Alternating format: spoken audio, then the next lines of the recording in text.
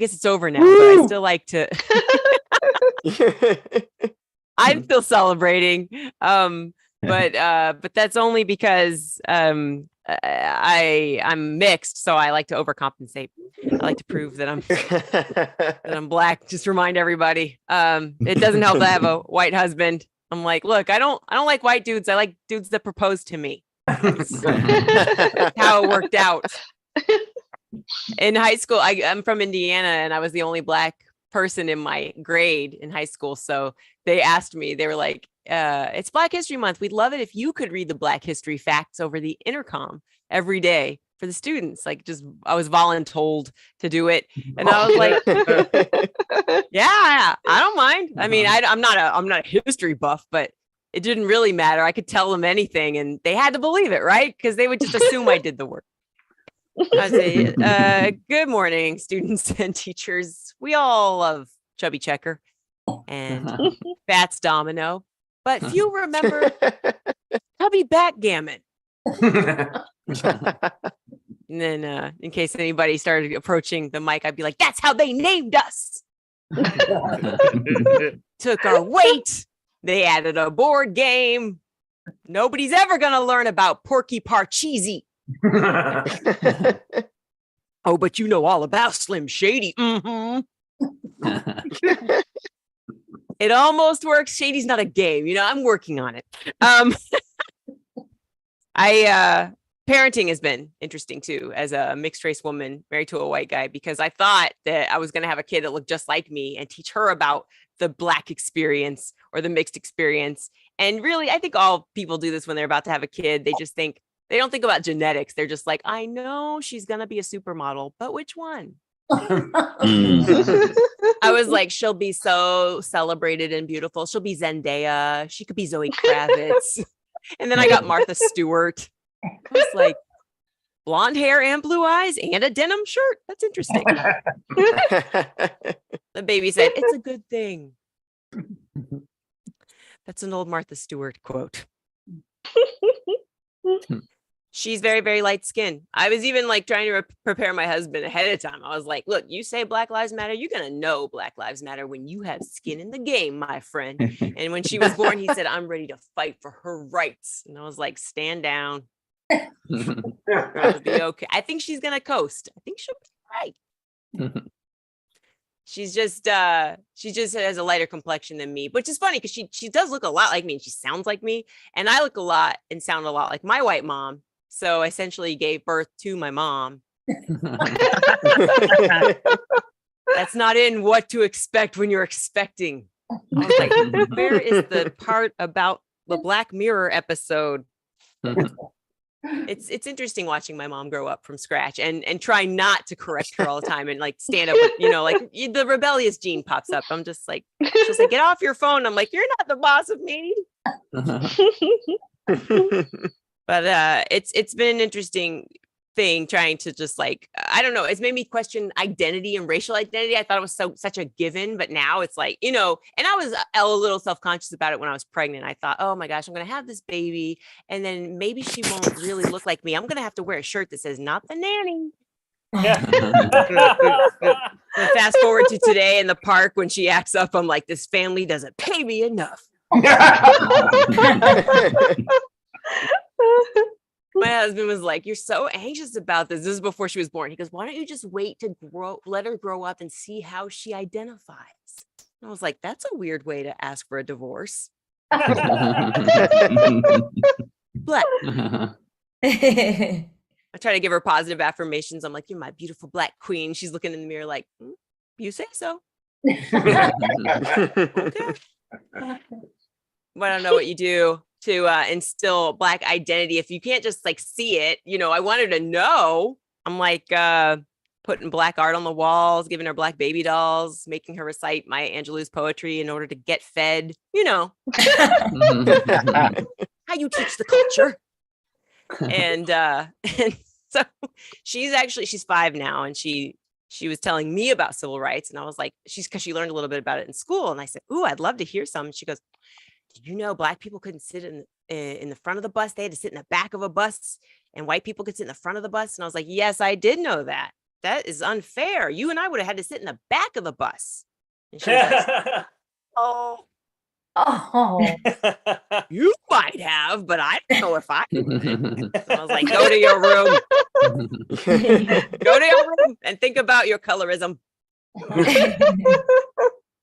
I don't know what to do. I guess I just think I'll have to raise her undercover black, I guess, you know. Just be hanging out with some friends. They'll say something racist and she'll be like, aha, pull out a badge.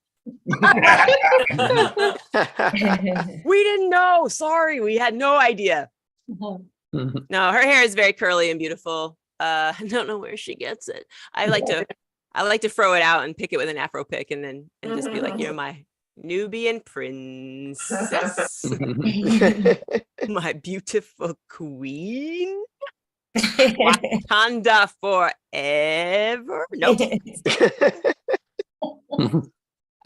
We're working on socialization because she's 5 now, which means she was like a toddler and learned to talk and walk in the pandemic where we were quarantined and avoiding playgrounds. So she's really good with adults, and then she's a little bit shy around kids. She'll just go to a playground and watch kids swing and just hug herself and be like,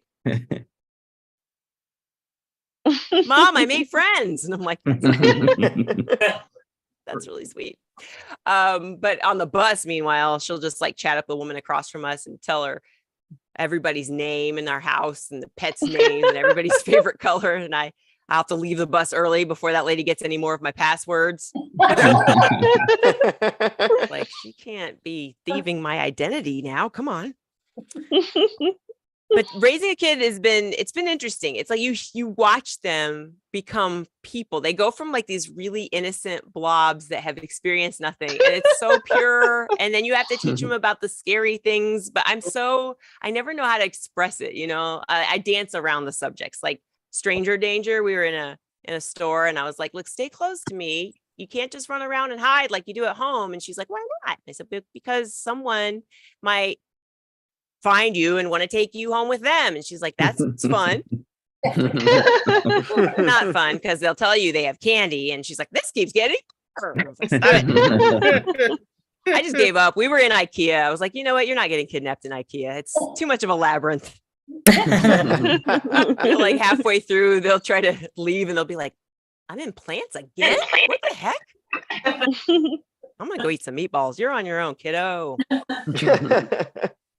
I don't know if it's universal. I can't make my way out of IKEA when I'm in a hurry. Like, maybe if I take my time and I like to look at everything they have, I can, here's the exit. I finally made it out. But if I'm in a hurry, I'm just like, Marco, waiting for the cashier to say polo.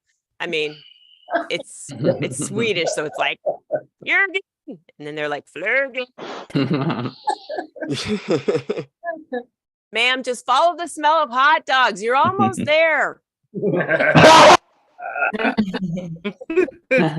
try to follow the arrows on the floor of IKEA, and it's just like, I'll be like, exit this way. Got it. Turn right. Exit, turn right again. Okay, turn right. And then I'm like, I am literally back in the same place I just started. How did that happen? My daughter likes it, though. It's a great place to take a kid because it's free. They don't kick you out. You know, you can stay as long as you want. She'll just be sitting on different bunk beds and be like, Mom, it's like we're rich. And I'm sitting in a bathtub like, that's right, dear. I'm fully clothed, but I have a good imagination. Picture bubbles. That's what I do. And let me see. Have I done all of my IKEA material?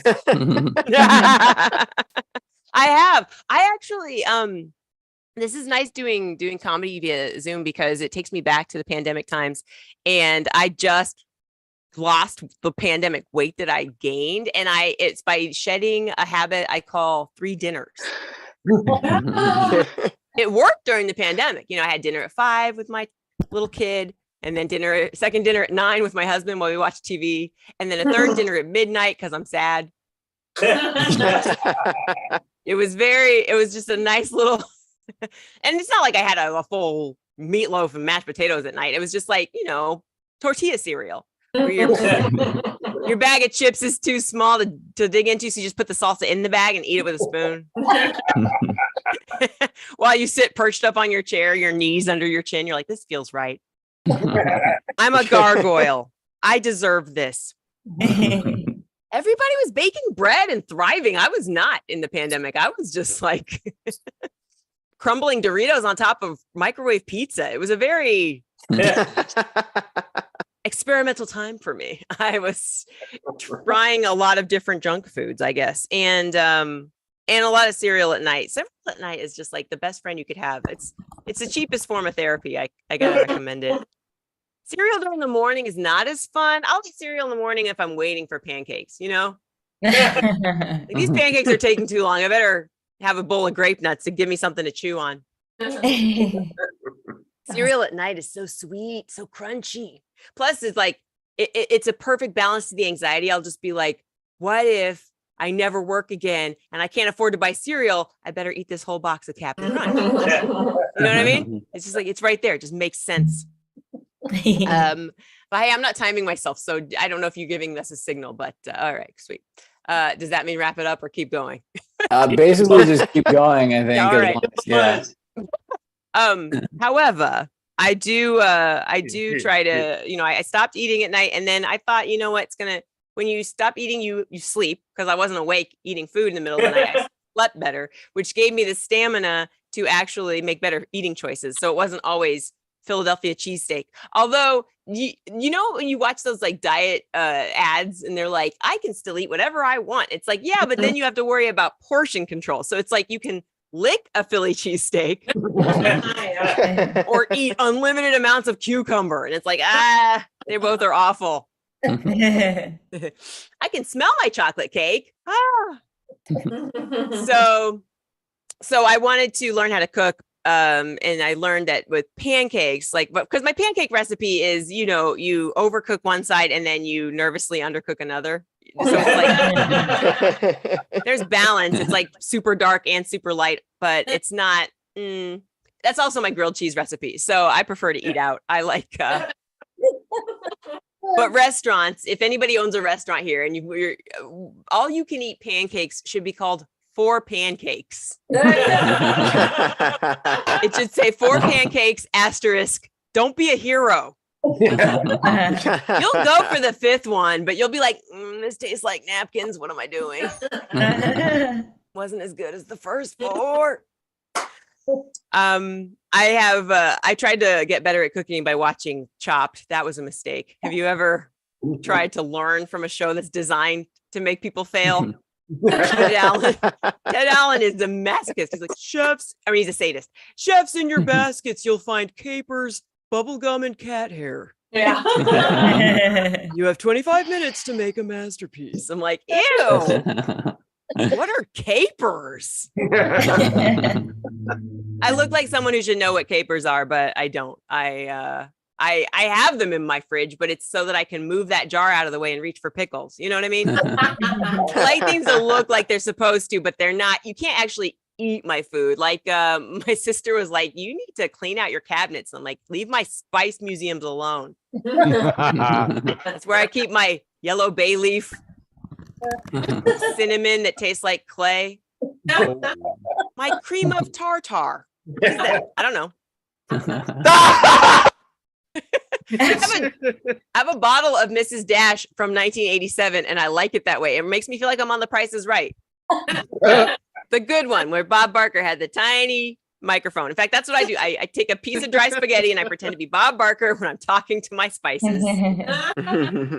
My ancient herbs. I don't practice witchcraft, but I might want to someday. So, you know, I leave that cabinet alone.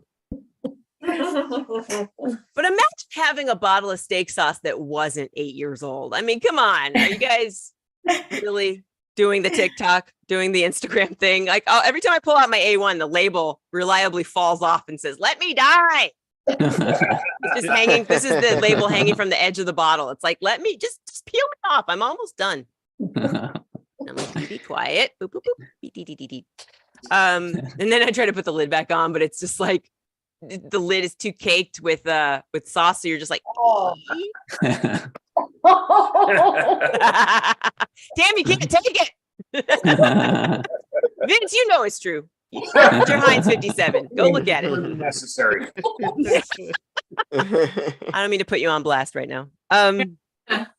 So yeah, I'm working on it, and diet does have to be the thing that changes because it's not going to be exercise. I used to run, and at this point, I used to run voluntarily. Now I have to be chased. I think that's the only way I'm going to be able to make this work is, but even then I'll probably let you catch me and put me out of my misery. So it's not, I do not enjoy it. The more you work out, if you stop working out, it's the harder it is to do. It's like the opposite of drugs. Like doing it would make you want it more, and it doesn't at all. It makes me mad that I even tried. I did a little yoga I did a little online yoga. And that was, if I'm going over my time, just like text me in the chat or something. I don't know. Okay. Yeah. I feel like it's been at least 12. I'll leave you with this. He has like a sign up. It's just his own face, and it's frowning. Picking up my cues. Yeah, I'll leave you guys with this. Try yoga online, because then if you accidentally fart, you can just slam your laptop shut. Thanks, everybody. I'm Abby Crutchfield. Have a great night. Abby Crutchfield, everybody, give it up for Abby. I was enjoying that too much to stop it, but I guess that's my bad. But that was great. Thank you so much. And shout out to Ray Mullen for the awesome tip. Thank you, Ray, for supporting this show all the time. And to Vince and Tammy for the awesome tip. Thank you guys so much for keeping this show alive. And we're able to book such great comics, including this next comic. She's a singer, actress, and comedian from Brooklyn. And she's the community manager of Gold Comedy. So check that out. All right. Hi, that's me. Yes. Hi, Christina guys. Feliciano, everybody. I wasn't expecting to. Yeah, I was waiting for my name, so I was like, "Oh, that's me. I gotta be on." Hi, guys. It's good to be here. It's good to be home. It's good to be home. I love being home. I love doing these Zoom shows because stand-up is so much fun. But like, wow, have you ever sat down? I love sitting down. I'm so good at it.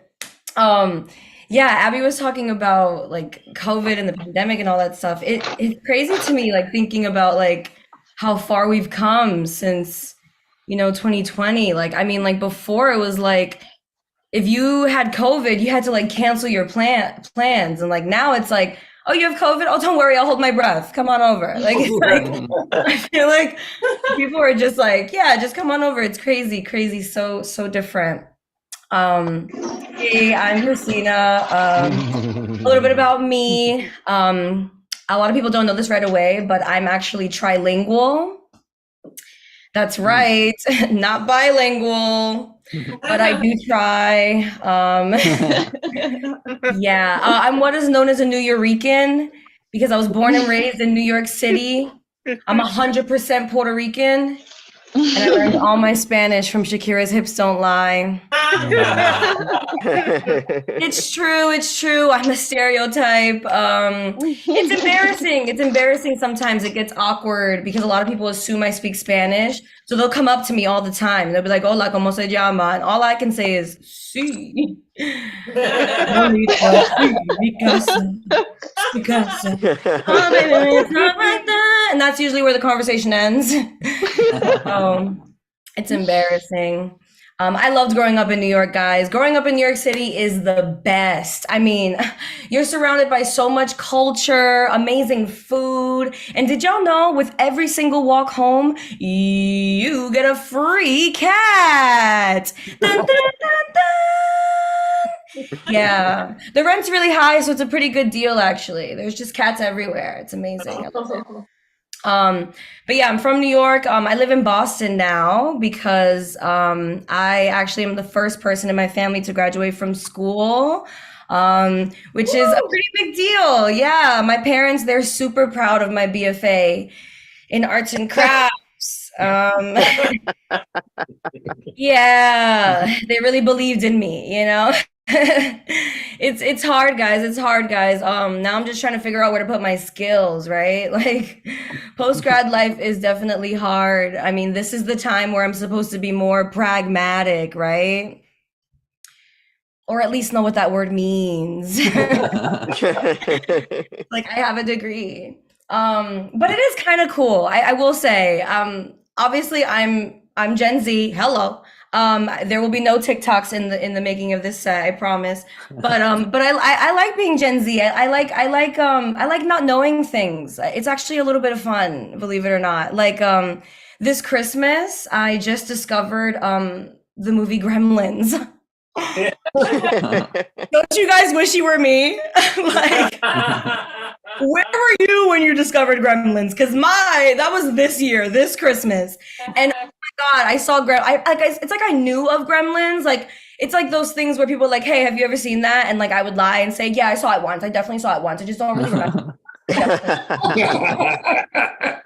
Seen it, you know, but I finally my boyfriend was like, we have to watch it, and I was like, all right, fine, let's watch it. Oh my God, guys, what a fun movie. Did you know there's a second one and it gets even better?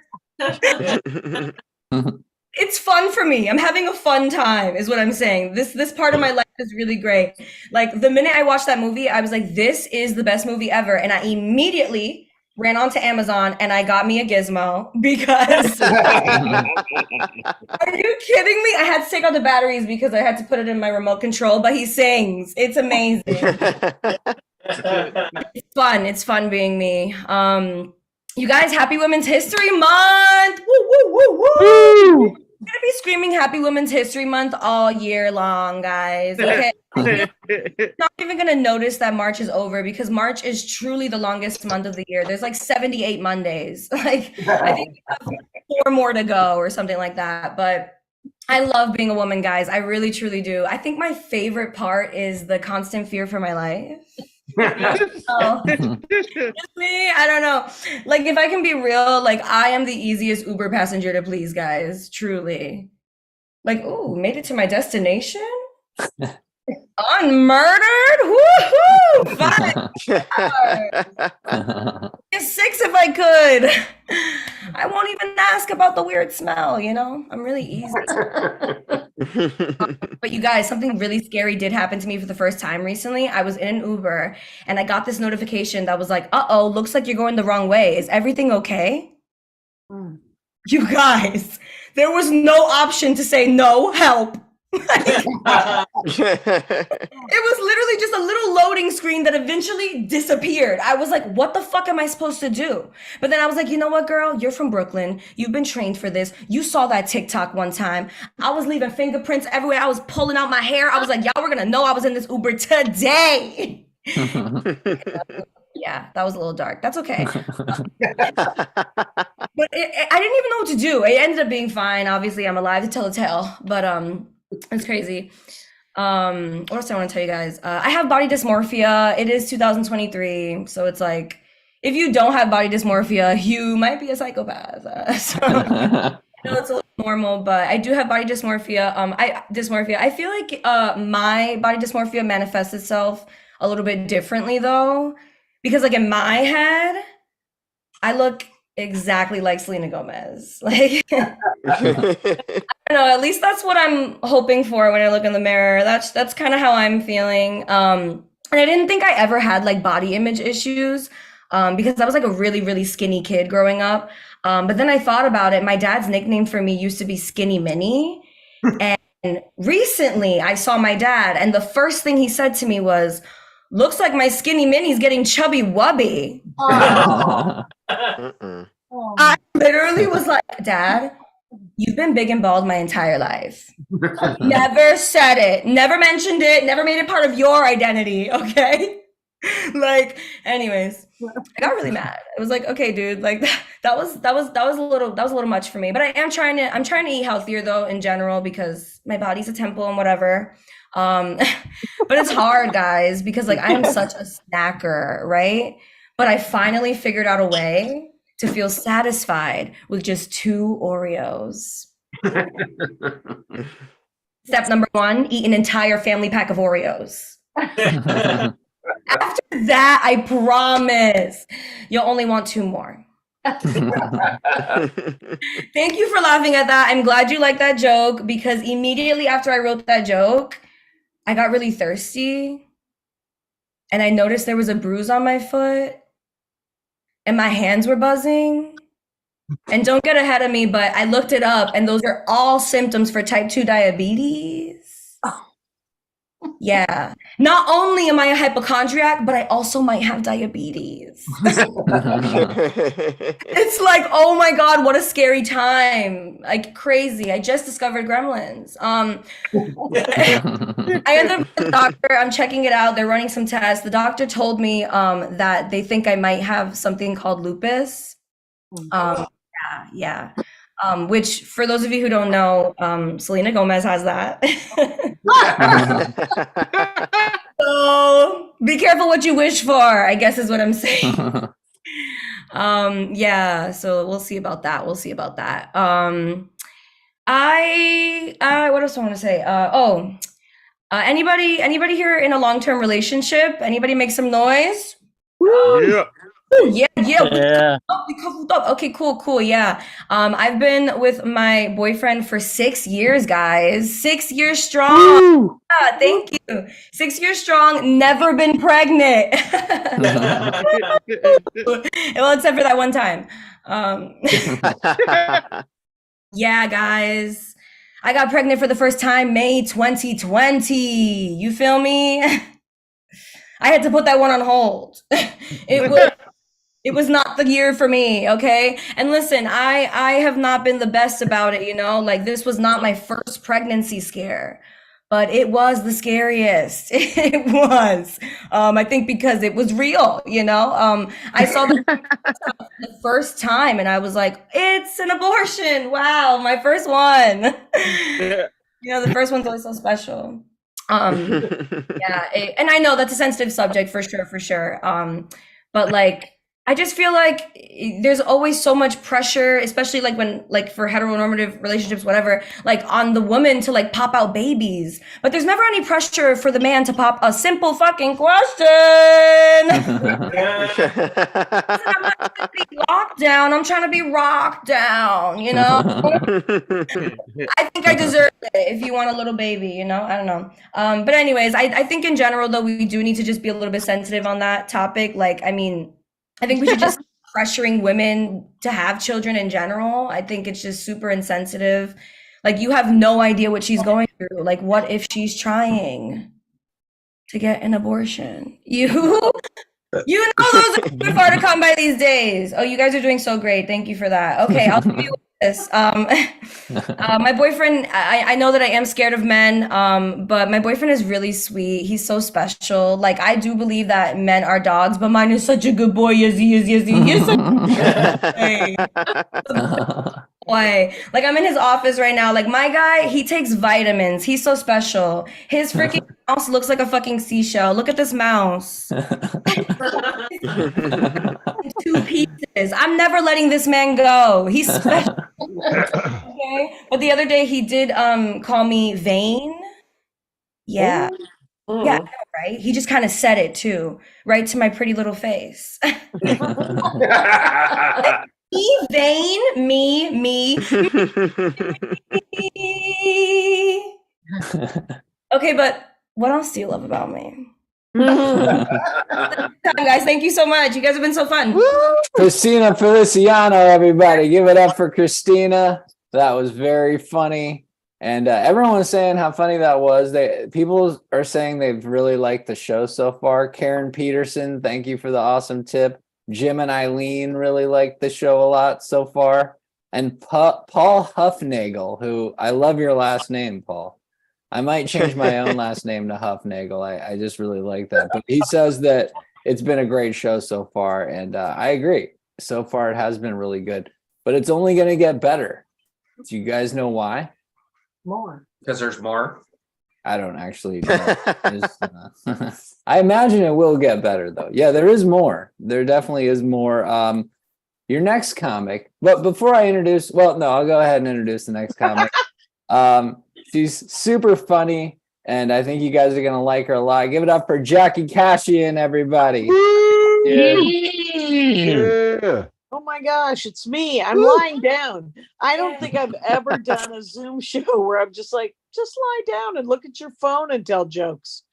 You guys, I used to do a lot of Zoom shows during the lockdown, and some people didn't like them. Some comics were above doing Zoom shows. I freaking love them. Look at this. I can see so many names.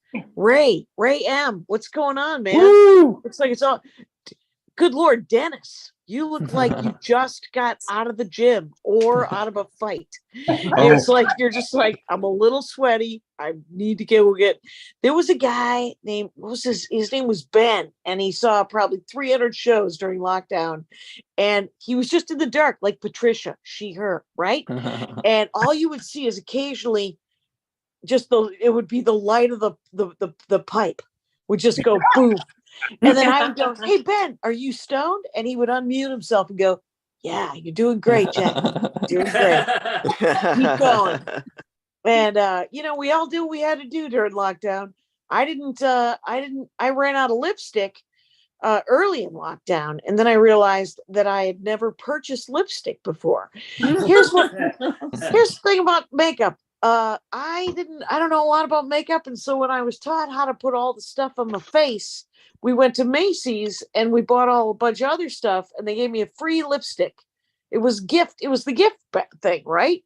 And so for the last 30 years, every time I would go, I would only go when you would get a free lipstick. So I never bought lipstick. And so during lockdown, I ran out of lipstick, and I was like, I can order lipstick online. I got this. And so I ordered 10 lipsticks for $10. You know what that is? Too cheap. Not enough money. All of the lipsticks had like 3 swipes in each lipstick, and they all tasted like cancer. It was gross. It was so disturbing. Lipstick, you should know, should be heavy. It should taste like nothing. And it should be expensive. And now we all know. So, yeah, a lot of people aren't wearing masks. A lot of people are done. I'm a hobbyist when it comes to masks. I sometimes wear a mask. Sometimes I wear a mask when I want to be alone. Little invisibility cloak, little cone of silence, right? And Hitchhiker's Guide to the Galaxy, little towel over my own head. It's nice. But I will say this, I've only had one person ever say to me, you don't have to wear that. And then I got to say back to that guy, do we know each other? And then he went away. He just he fucked right off. It was quite delightful. But I will say this. I don't know if anyone else has swore, so now I'm self-conscious. But there you go. The other thing about masks is I still wear a mask when I fly, because I don't want what you have. You don't deserve what I have. I am a petri dish traveling around this country doing stand-up comedy. And I haven't had a cold in 4 years. So guess who wins? We all win. I also haven't given anybody a cold in 4 years. So that's a win-win on that one. But when you had to wear a mask, when I first started flying again, it was so early, they weren't even selling the middle seat yet, right? So there was a woman on the window. I was on the aisle, LA to New York, 5-hour flight. We're an hour into this flight, and this woman taps me on the shoulder. She touched me 3 times during this flight. I had not been touched by anyone but my husband, a man. Always a fun reveal. In like 16 months, right? So she taps me on the shoulder an hour into the flight to ask me to hold her water. She's like, will you hold my water? I was like, there's an empty seat and tray table right between us here. And then an hour later, she taps me. She's reading a magazine, and she goes, I'm reading an article about how billionaires are taking the blood of babies and they're coursing it through their body to become younger. I don't know if you've ever tried to talk someone off a ledge through like a mask, but you got to make your eyes real big. And I said to her, that's a movie. That's a movie. That's a movie. That can't be real. That's a movie. While also thinking, I don't know, billionaires? I don't know. Here's the thing. Here's the only thing I know about billionaires. They don't come to comedy clubs. That's what I know about billionaires. If billionaires want to see stand-up comedy, we're brought to them on the backs of elephants, blindfolded. And then they kill those elephants because they're billionaires. And then the last time she touched me, we're landing, and she taps me again, and she goes, "It is a movie." So what I'm saying is that it's going to take some of us longer to reacclimate back into society than others. There were people when we were all supposed to wear masks who weren't wearing masks, and those people were jerks. And I don't like them because they were rebels. They were nonconformists. They were tool bags is what they were. They were pieces of work. And you could wear them. You could get away with not wearing a mask in the airport, not on the plane. I don't know if you guys flew, but on the plane, the stewardesses, the flight attendants had gone mad with power. And I saw 3 25-year-old haircuts frog marched off of different airplanes in the 6 months. It was a delight. And but in the airport, you could kind of get away with it. So there were 2 kinds of people at the airport who were rebels, who were nonconformists, who were jackasses. And they were men and women. The non-binary were on board. They were like, just get my pronouns right. I'll wear a mask. It'll be fine. The people that bothered me the most were the women, because I'm a woman. And whenever there's a dumb woman or a mean woman, it affects my income, you guys. I hate them. I hate them with the power of the sun. So the men not wearing masks were all under the nose nitwits. They were all guys who were wearing it under the nose, and then if you call them on it, they go, "You can't narc on me. I'm trying. You can't narc on me. I'm doing it. You can't narc on me. You can't narc on." And here's what I would like to do to those guys if I were ever brave enough, and know that I never was. Got your nose. Got your nose. Got your nose, got your nose. And now the devil's got your nose. Because they're usually creepy Christians. Here's the thing about religion. I have got religion. Not a lot, but some. I'm not going to tell you which one because you don't care. And if you do, ew. Gross. But the only reason I tell you that I got some religion is because recently I've taken up some prayer. I'm doing prayer now. Not any meditation. I wish I meditated. Oh my God, I wish I meditated. Oh my gosh. Derek, do you do any meditating? Looks like you're meditating right now. No? Oh, there it is. It's so beautiful. So I can't meditate. It's a lot like pot for me. You literally have 7 to 9 minutes to talk to me, and then I wake up under a pile of coats. So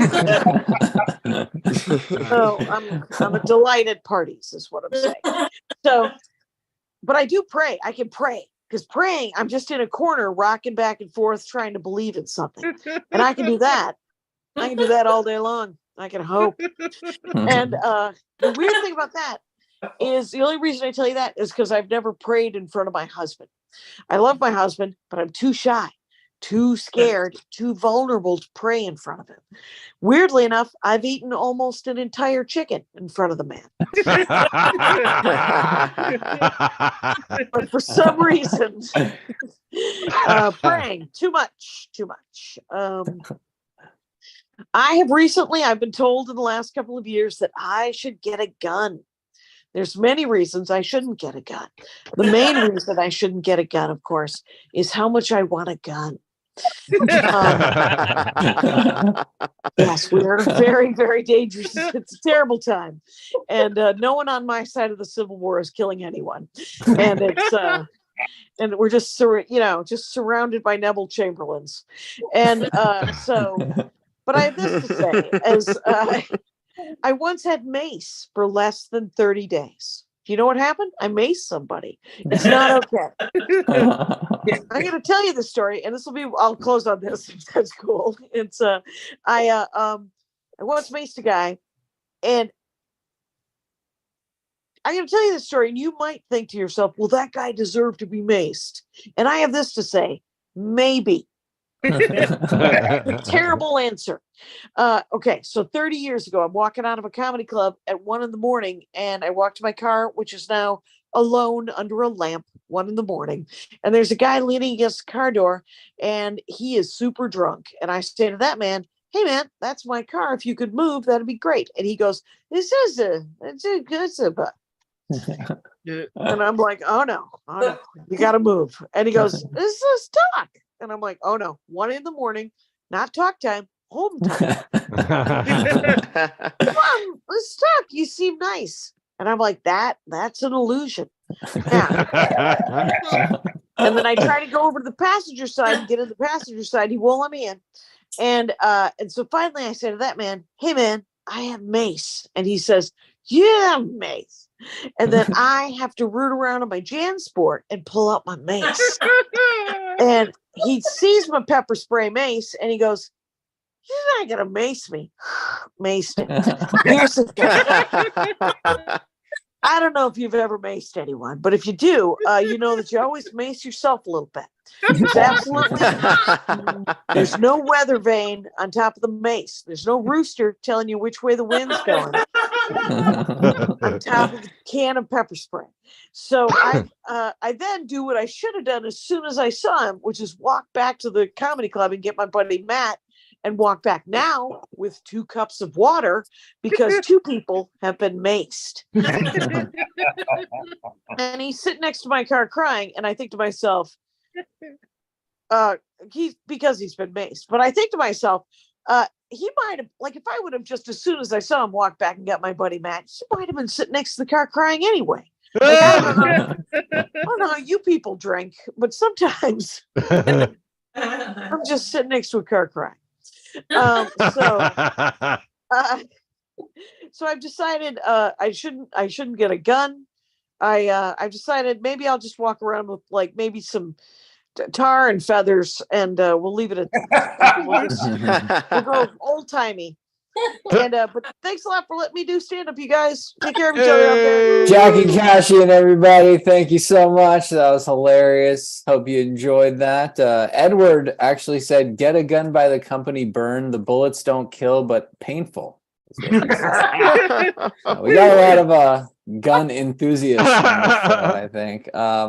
All right. I love you, Jackie. It's not creepy. I want to at give all, a shout out to who said that? Do you want to reveal who you were that loves Jackie? I love Jackie. I will profess my love for Jackie from the rooftops. Can someone That's please Eric Sizemore. mute him? No, I know. I can tell by his laugh. No, I'm kidding. That's awesome. Thanks for watching and stuff. Hey, I just want to give a shout out to Nick and CJ for the awesome tip. They noticed that so far we've had an all-female lineup, and that is true. So yeah, good observation. But this next comic is not female, I don't think. I mean, I Watch your phone. so here we go. Vice Media, Netflix, and whatever else is in my heart. Give it up for Calvin Cato, everybody. Here he is. Hello, how are you guys? I'm sorry I broke the mold, but I am black, so take that for what it is. What's up? I'm glad one white guy shrugged. Okay, let's get into it. First of all, I just want you to know these are real books. Okay, these are real books. Just so you know, some of us read up in New York City. Just so you know. Okay, I own a dictionary. I don't know why the internet has replaced that, but I own one, and I want you to know that. Also, to those of you who have your cameras on, seriously, thank you so much, because the last Zoom show I did, no one turned their camera on. And then I asked, and then one person turned their camera on, but that person had walked away. And so I did comedy to a cat licking itself. So by comparison, this is so much better. Thank you for your service. God bless the USA. Licking himself. No. So let's get into 2023. By a round of applause emojis, who here is having a good 2023 so far? Who's having a good 2023? Anybody? Okay, I respect that. By the same round of applause, whose 2023 is like a very shaky Jenga tower? Round of applause for that. Like, I'm just like one like neural damage away from losing all of it. Like, that's where I'm at right now in my life. Because I had a great 2022. I had a wonderful 2022. Who had a good 2022? Anybody? Yeah. Okay. Who needed therapy twice a week? That's what that felt like. This is what happened. I had a wonderful 2022 because I accomplished one of my like biggest career goals, which is that for the first time, I got to do a stand-up tour in Europe. I got to go to Europe and do stand-up. Yeah. Amazing. Europe, highly recommend. The best part about Europe that I loved was that, did you know that if you are Black and you tell Europeans you're a comedian, they just assume you're a celebrity? It's crazy. They don't know shit over there. It was amazing. So this is what happened. So I'm on a plane, right? I'm flying from Scotland. I'm going to Greece. That's where my last leg of shows are. And so I'm flying to Greece, and this French lady starts talking to me. And she goes, "Oh, what are you doing?" And I was like, "Oh, I'm flying to Athens. I've never been there before." And she goes, "Oh, Athens, that's so amazing. What are you doing there?" And I said, "Oh, I do stand-up comedy." And then she said, "I knew you were Chris Rock." I was like, "Miss, first of all, Chris Rock isn't flying coach. Like, I don't know what you think."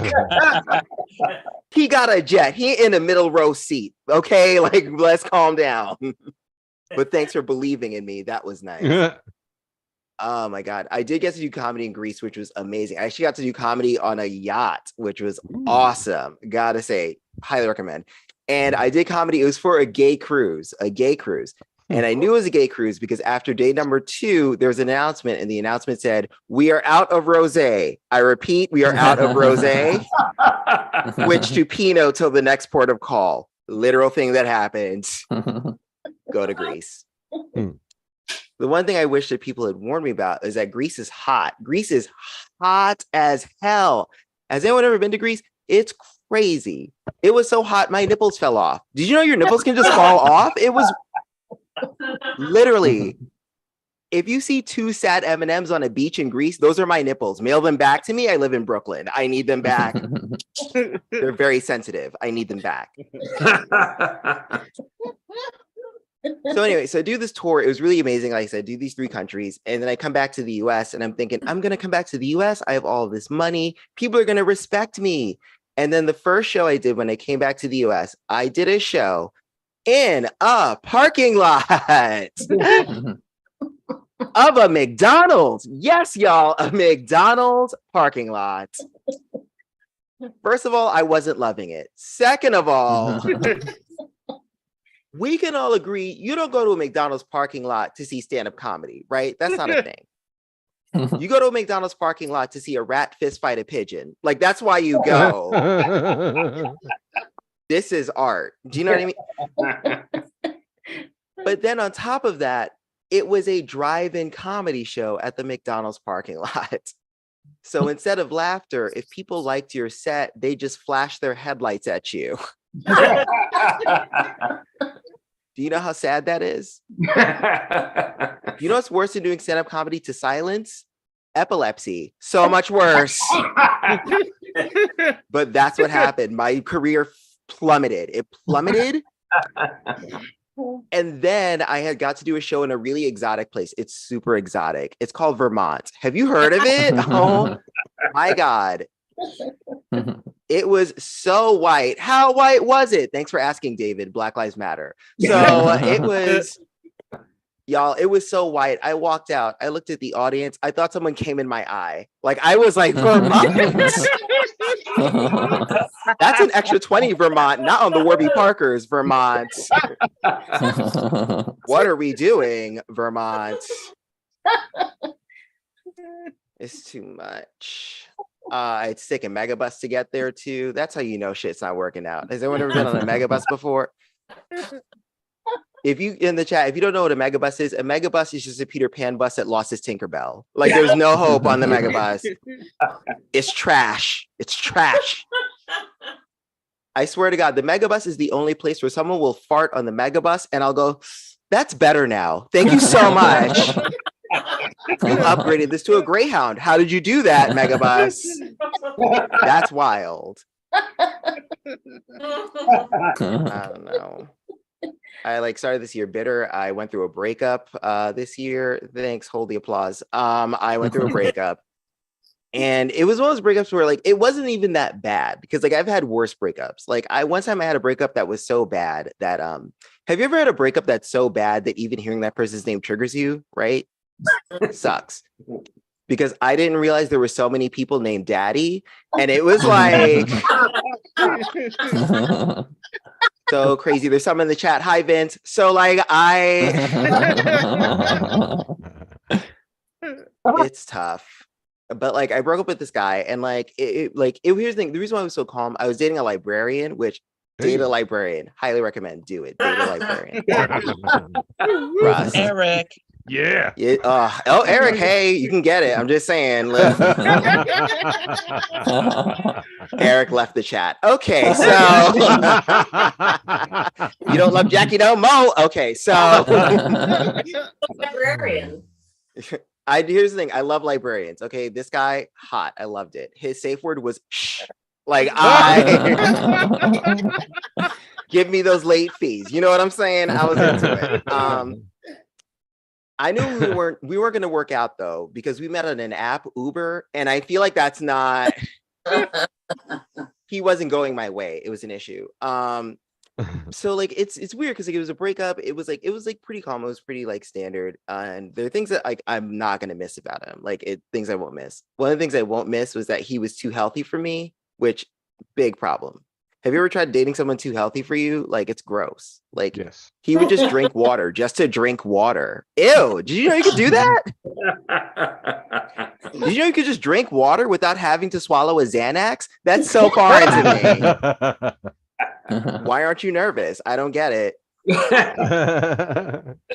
other thing is he was from the Midwest. I don't know if there's any Midwest people, but I feel like there are people. I heard it's a suburb thing, Midwest thing. Okay, people from the Midwest. I heard it. Yeah. When you wake up in the morning, do you open all of your curtains and your blinds? Is that a thing that you guys do? Yeah. Ugh, gross. Learn our customs. We don't do that shit. Listen. I'm a New Yorker. I'm like a born and raised New Yorker. We'd never do that in New York City. That's not safe. Christina, you understand what I'm saying? It's not safe. Like literally every morning he would stay at my place. He would be like, I have to open all of your curtains and your blinds and your windows. It was like the Sound of Music every morning. He'd be like, the hills are alive. And I'd be like, I have drugs in here. Like, you can't advertise. I bought a flat screen. Don't let them know that. Okay. Don't let them know. I have a Nintendo Switch. Don't let them know. Okay. Mind my business. So like I said, we broke up, and then in the interim, I was like trying to like date around, and then I dated a 22-year-old for a hot second, which big mistake. I can't do that. Look. It's bad. I'm gonna be honest with you guys. I don't know how many people are in the chat. I hope none of you is an agent. I'm 40 years old. I said it out loud. No one said you look good, bitch. That's fine. So like I tried so hard. Put Vaseline all over the lens. And so anyway, so I'm 40. And when you're trying to date a 22-year-old, like that's too big of a difference. You know what I mean? 40 to 22. That's like 2 presidential terms of a difference. Do you know what I mean? Like I'm an Obama rising, he's a Trump falling. Like it's too much. You can't do that gap. Because here's the thing about trying to date 22-year-olds is that 22-year-olds, I learned, don't use words. They don't use words at all. Like he would say LOL out loud instead of just laughing out loud. That's a thing. It was always LOL or OMG, and I was like STOP. Okay, GTFO. That's a DOOR. Get out. Learn words. Take the SATs. I couldn't do it. It was too much. Things just got so bad. It got to a point where I actually kind of reconciled with my ex. So now we're in an open relationship, which is the thing I can say because he's not in the chat. And Fucking love you. don't slut shame. So so we got back together because I just realized I was too wild. And so I'll tell you guys a quick story. And I'll leave you guys with this. This is how I know I was not doing single that well. So when I was single, I was on this European tour, right? And so I was in Scotland, and Scotland, super fun, really great, highly recommend. Scotland, the drinks are cheap, the men are cheaper. Very worth it. Go fucking do it. So this happened. So I was in Scotland, right? And so whenever I'm in like performing in a new place, I was like finding a home base gay bar, like I need a safe space. But like I'm 40. I'm not doing the gay bars where it's a ooh, ooh, it's like I'm not doing the club shit. You know what I mean? Like I don't know what an Olivia Rodrigo is, and I'm not bothering to learn what an Olivia Rodrigo is. You know what I mean? Like I do Roberta Flack to Kesha. That's my like music range in my life. For the white people, that's like Van Halen, but with a weave. So anyway, so like Christina got it. So like anyway, so when I find this bar, it's really nice, and there's a bartender there who's really cute, and I feel like we have a good rapport. He's really nice. His name is Edward. I know I'm using his real name, but it's Scotland. They're all named Edward or John or Macbeth. It's the same fucking 3 names. So Braveheart keeps giving me free drinks. I'm like, oh, this is cute, whatever, it's fine. And I'm doing a show every single night. And so it gets to the last night I'm in Scotland, and so it's my last night. So I'm like, I got to make a move. Edward keeps giving me free drinks. What's going on here? So the bar has to close at midnight. Like it is a hard and fast rule. So it gets to 11:45, and at 11:45, Edward gives me free drink, and I ask him, I'm like, hey, Edward, you're sitting here. He has a glass of whiskey in front of him. He's been drinking with me all night. Nice. And so I go, hey, so like, what do you say we get out of here? And he goes, get out of here. I'm just being friendly with you. And I was like, friendly? Go fuck yourself. And so I took his whiskey, I drank all of it in one gulp, and I just walked out of the bar like a wild saloon girl. Fuck you. I just walked the fuck out. Which, sidebar, that's why they hate Americans there. So anyway, so I walk out of the bar and I'm like, okay, I got to do something because this is my last night in Scotland. I got to hook up with someone. So I fire up an app, because that's what you say when you're 40. You fire up an app. You know what I mean? It's like, I cranked the Victrola. So I cranked the Victrola and I matched with this guy, right? And so I matched with the guy and he goes, what are you up to? And I was like, I'm really drunk. And he goes, I'm really drunk too. And I was like, we have so much in common. Like, what? So we're chatting. And over the course of the chat, he goes, oh, I'm an actor. I said, I'm a comedian. We're both performers. That's cool. Where do you live? Because he's like, oh, I'm from Scotland. I live in Scotland. And then he says, technically, I live in a van, which technically you actually live in a van. You use the wrong adverb. You actually live in a van. But whatever, we keep talking because he's so funny and he's making me laugh. And he sent a dick pic. Okay, let's be honest. And it was big and it was uncut. I was like, extra chicken on this? It was yummy. So I was like, don't slut shame. Love that chicken at Popeyes. So anyway, so I'm talking to him, right? And then it gets to a point where he goes, hey, do you want to come to my van? And I was like, hold up. I've seen Dateline. Okay, I'm not going to the van. So I text, are you a serial killer?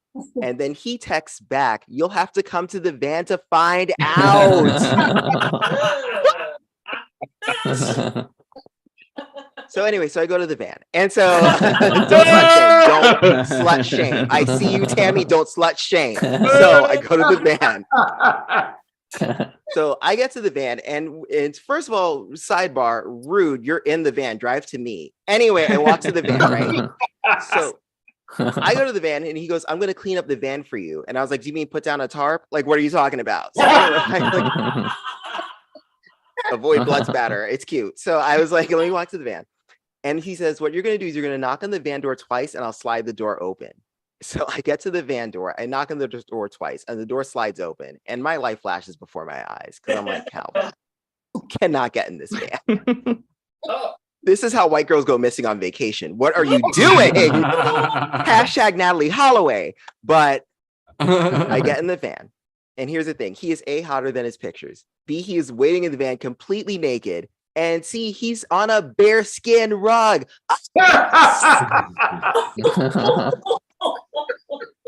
Had to touch it. So I was like, I get in the van, right? And what was really nice is that he taped up curtains to 3 of the sides of the van. So for 3 of the sides, it could be like nasty, you know? And on the 4th side, it could be like, hey! Like it was so thoughtful. It was so fun. Now I have chlamydia. You guys have been so amazing. Thank you so much. Have a wonderful night. Calvin Cato, everybody. Give it up for Calvin. That was an awesome performance. Thank you so much, Calvin. As you were describing the librarian, it was like everything you were saying. I was like, this is Eric Sizemore. I was like, I thought you were going to be like, his name was Eric and his last name was Sizemore, but no. Okay. All right. This next comic. Yes. Thank you, Calvin. That was hilarious. Wow. What a great show, huh? It's been an amazing show. We've passed the 9 p.m. mark, which is amazing here in the West Coast. I don't know why people are laughing at that. That's a factual statement.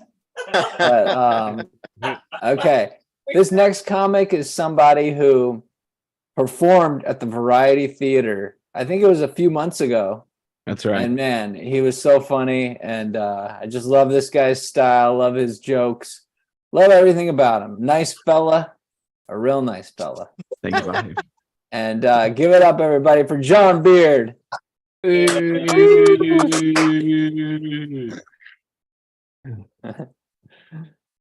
Looks like another night of doing body shots alone.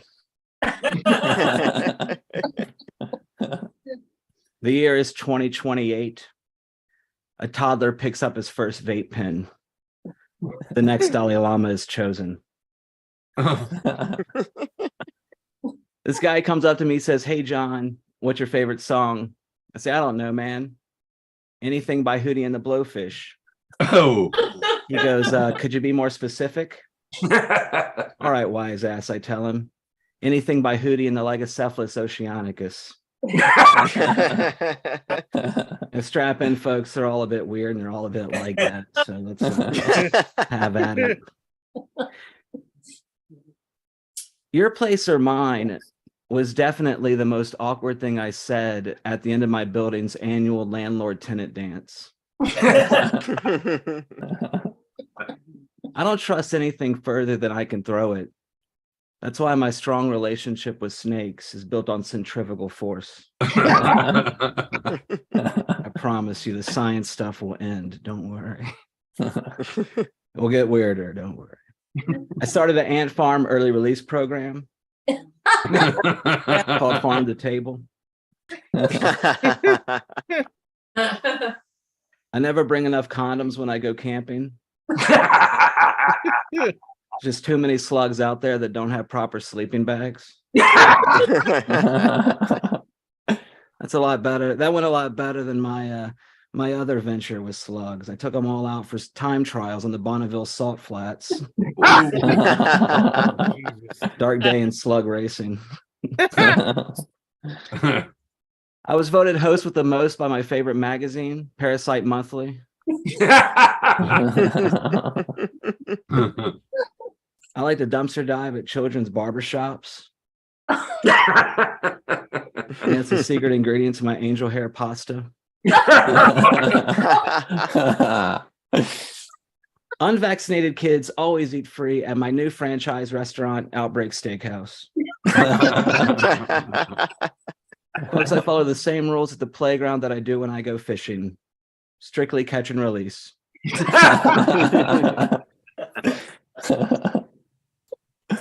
I have a thing for damaged goods. That's why when I pick up women, I like to do it at outlet stores. Yeah, that's a joke for smart shoppers. My bread and butter right there. Recently, I was watching an old episode of Whose Line Is It Anyway? I was disappointed. Not once did they fight over cocaine. I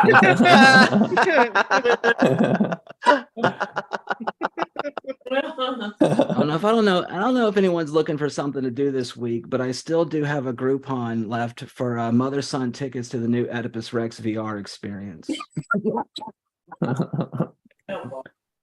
Yeah, a lot of words for a motherfucking joke, right?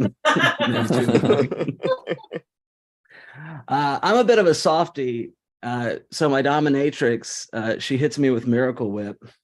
Oh God. As a foodie, it's downright humiliating. They're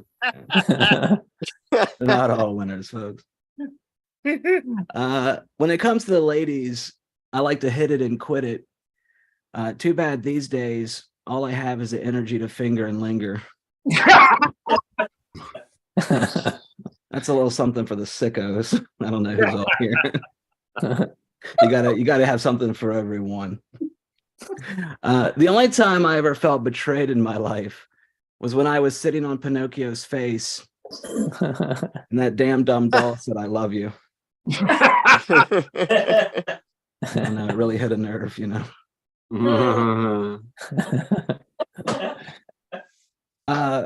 Folks, I'm no conspiracy nut, but I can conclusively tell you that after spending 4 years getting my bachelor's in mechanical engineering, then 2 years getting my master's in hydraulic engineering, and then working for years in the research and development department of the nation's largest manufacturer of water spouts, I can conclusively tell you that the itsy bitsy spider was an inside job. Don't believe me? Check the weather reports. It didn't rain that day. Yeah, last time I told that joke, this guy came up to me, he said, "That's the stupidest thing I've ever heard. That's a nursery rhyme. And what even date did it happen on?" I was like, "Well, I think I told him what we all know, folks, right? We all have computers. July 28th, 1989. Y'all know what happened July 28th, 1989? Maybe not. Maybe I'll enlighten you. On July 28th, 1989, disgraced musical duo Milli Vanilli released their single "Blame It on the Rain." Yeah, I know it's a long walk to nothing, but thanks for being with me. You mind if I recite an erotic poem for you? Yeah. Woo! All right, cool. Too hard, too soft, too hard, too soft, too hard, too soft. Thank you. Yeah, the name of that poem is me shopping for avocados naked. You know, chickens must be pretty liberal minded. They're raised in co-ops. Yeah, that's the palate cleanser, folks. Yeah. Every poor family, mine included, has a legend that once a generation, a child will be born with an 800 credit score. And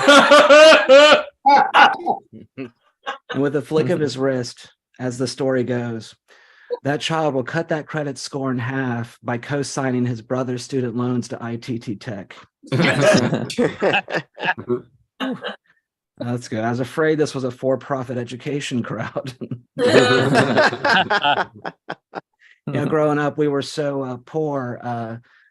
I was supposed to be born a year earlier, but my mom had to have me on layaway. Cool. Not a lot of people understand poor people financing. I thought you could have been a hoity-toity rent-to-own crowd.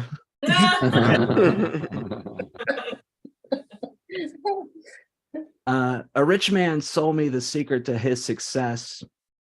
I'd share it with you, but all I could afford was but a dollop of his patent-pending bootstrap grease. I'm sorry, folks. Sometimes I get out of pocket and I write punchlines for 1930s labor union newspapers. I like to make my own ground beef at home. It's not that I'm a food snob. It's just that I prefer the recipe in Upton Sinclair's The Jungle. What can I say? I have a taste for rat and Polish worker.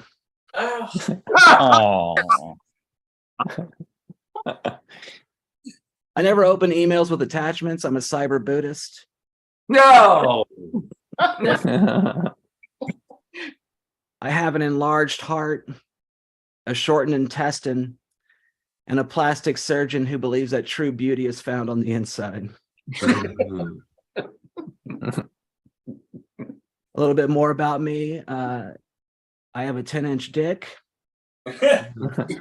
And not to brag, I'm also the heir to the fortune of my father, who founded the nation's largest factory of misprinted rulers.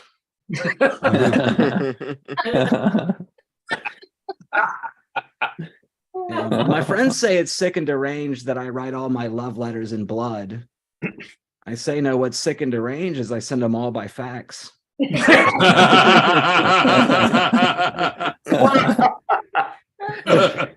got the call today. My father, he fell in the shower. A soap dish is no place for an urn.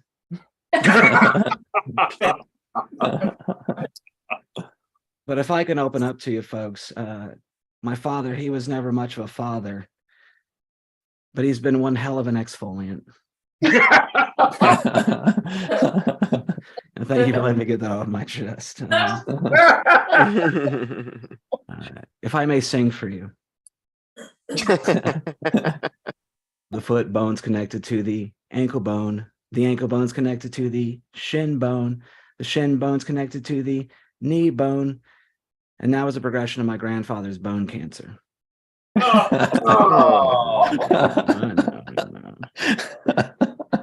Folks, I don't mean to disrespect the dead, but the grass is always lava when I practice parkour at the cemetery. By the way, folks, gravestones, humanity's original participation trophy. Damn. All right, I'm almost done, folks. Don't worry, I got a few more for you. Recently, I was kicked out of a sadomasochism club for being too kinky. I guess there's no place for someone who gets off on conflict resolution. In fact, the only game I play in the bedroom is Sorry. Folks, America's opioid epidemic is only getting worse. Sadly, studies show that our jazz is not getting any better.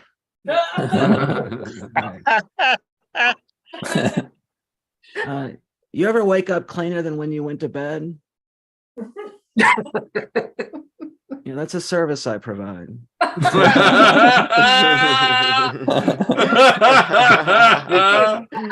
don't miss a wink of sleep. There's no drugs involved. I just have an unnervingly gentle touch. It's like for 8 hours you're getting molested by an air hockey table. All right, folks. I'm John Beard. Thank you, Vahe, for having me. My first Zoom show. So Oh, wow. First Zoom show for John Beard. That was Thank you. phenomenal, man. Thank you Vahe. so much for performing. And wow, what a great way to end tonight's show. Am I right, folks? But there is still one more thing, which is we will now vote on tonight's champion comic, which is a real fun thing to do. So here we go, everybody. We'll launch the music. We'll launch the poll. And tell us who you thought was the funniest comic tonight. We had Abby going first. We had Christina, Jackie, Calvin, and of course, John Beard. I spelled his name Bears. That was an honest mistake. No. But you know who I'm talking about. No. Wow. What an incredible show. And shout out to Brain. I think Brain did a great job. We didn't really have too many Zoom bombers tonight. Hey. Still did really great. And I can't Oh, wait to man, see so tough. in case anyone wasn't gonna have nightmares tonight, here's Edward. Edward, what's going on with your glasses, man? You're muted, Edward. That's probably for the best. Blue blockers, they protect my eyes. Okay, nice. He's going for too cool. Vince and Tammy, what did you think of the show tonight? This is the best show so far. Wow, that is a ringing endorsement to all these comics tonight. Yeah, I thought it would be the best show, but to be fair, I say that every week. So, right, and honestly, we had a show where two people had sex one time, so like it's One time. That's pretty much like gonna be tough to beat, I think. But Brain, what did you think of the show? I thought the show Really was awesome. good. I Everybody did good, especially for like mixing and matching a little bit of the lineup. everybody was. Hold on, Ray, you thought I was talking to you. I was asking, what did you I know, think? and then I realized I was overstepping my bounds. You That's remember funny the- because last week haven't somebody even said voted yet. something to me, and I thought they were talking to Ray. I haven't voted yet because one, I'm going between two people, and two, Wow. I noticed that Edward's background of all the people is not from this show. It's from a previous show, which is even Yeah. kind of weirder. That's true. But I thought it don't- was all good, all very strong, and I'm up in the between two people in my head right now. Well, it is very close right now. It's almost a three-way tie, so every vote counts. Hey, tell us who the three-way tie are and we can break it. I can't tell you that. I'm sorry. That's not something I Like a crossword puzzle, I could go into the back and find the answers. Wait, hold on. Somebody just said this was the best show ever, so they concur with Tammy on this. John Bowney. Bone. Sorry, I don't know how to say John's last name, but Derek, what did you think of the show? It was tough.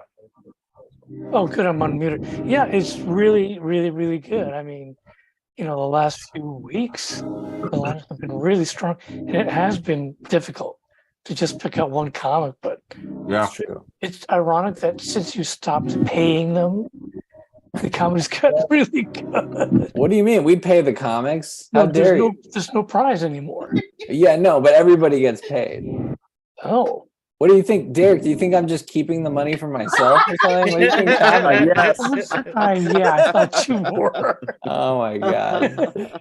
Well, I wish I was, but no, unfortunately, I'm not. But no, I mean, they deserve it, and that's what it's all about. It's all about making that big dough, and that's why we do this. But anyway, so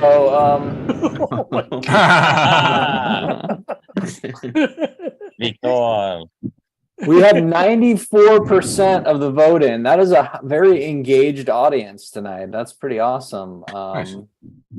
Yeah, so I think there's only 3 people who haven't voted, so I can probably stop now with the thing. And we have a winner. We have a 2-way tie for second, but there is a clear winner that has emerged. So this is exciting. Brain, do you want to start highlighting the comics that are still here? Yeah. And I also want to, I think it's John Bowney. So thank you, John, so much for supporting the show and saying that you liked it and stuff. All right.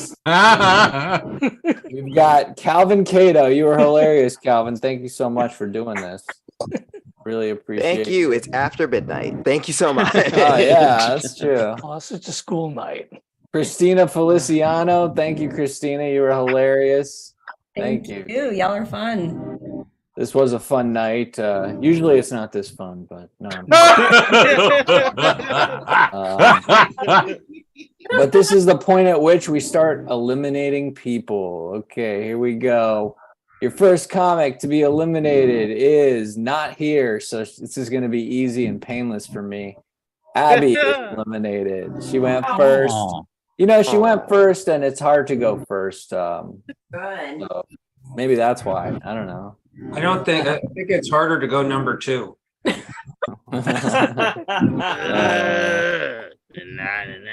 Shout out to Jeff Grashin for the awesome tip. Thank you so much, Jeff. Longtime supporter of the show.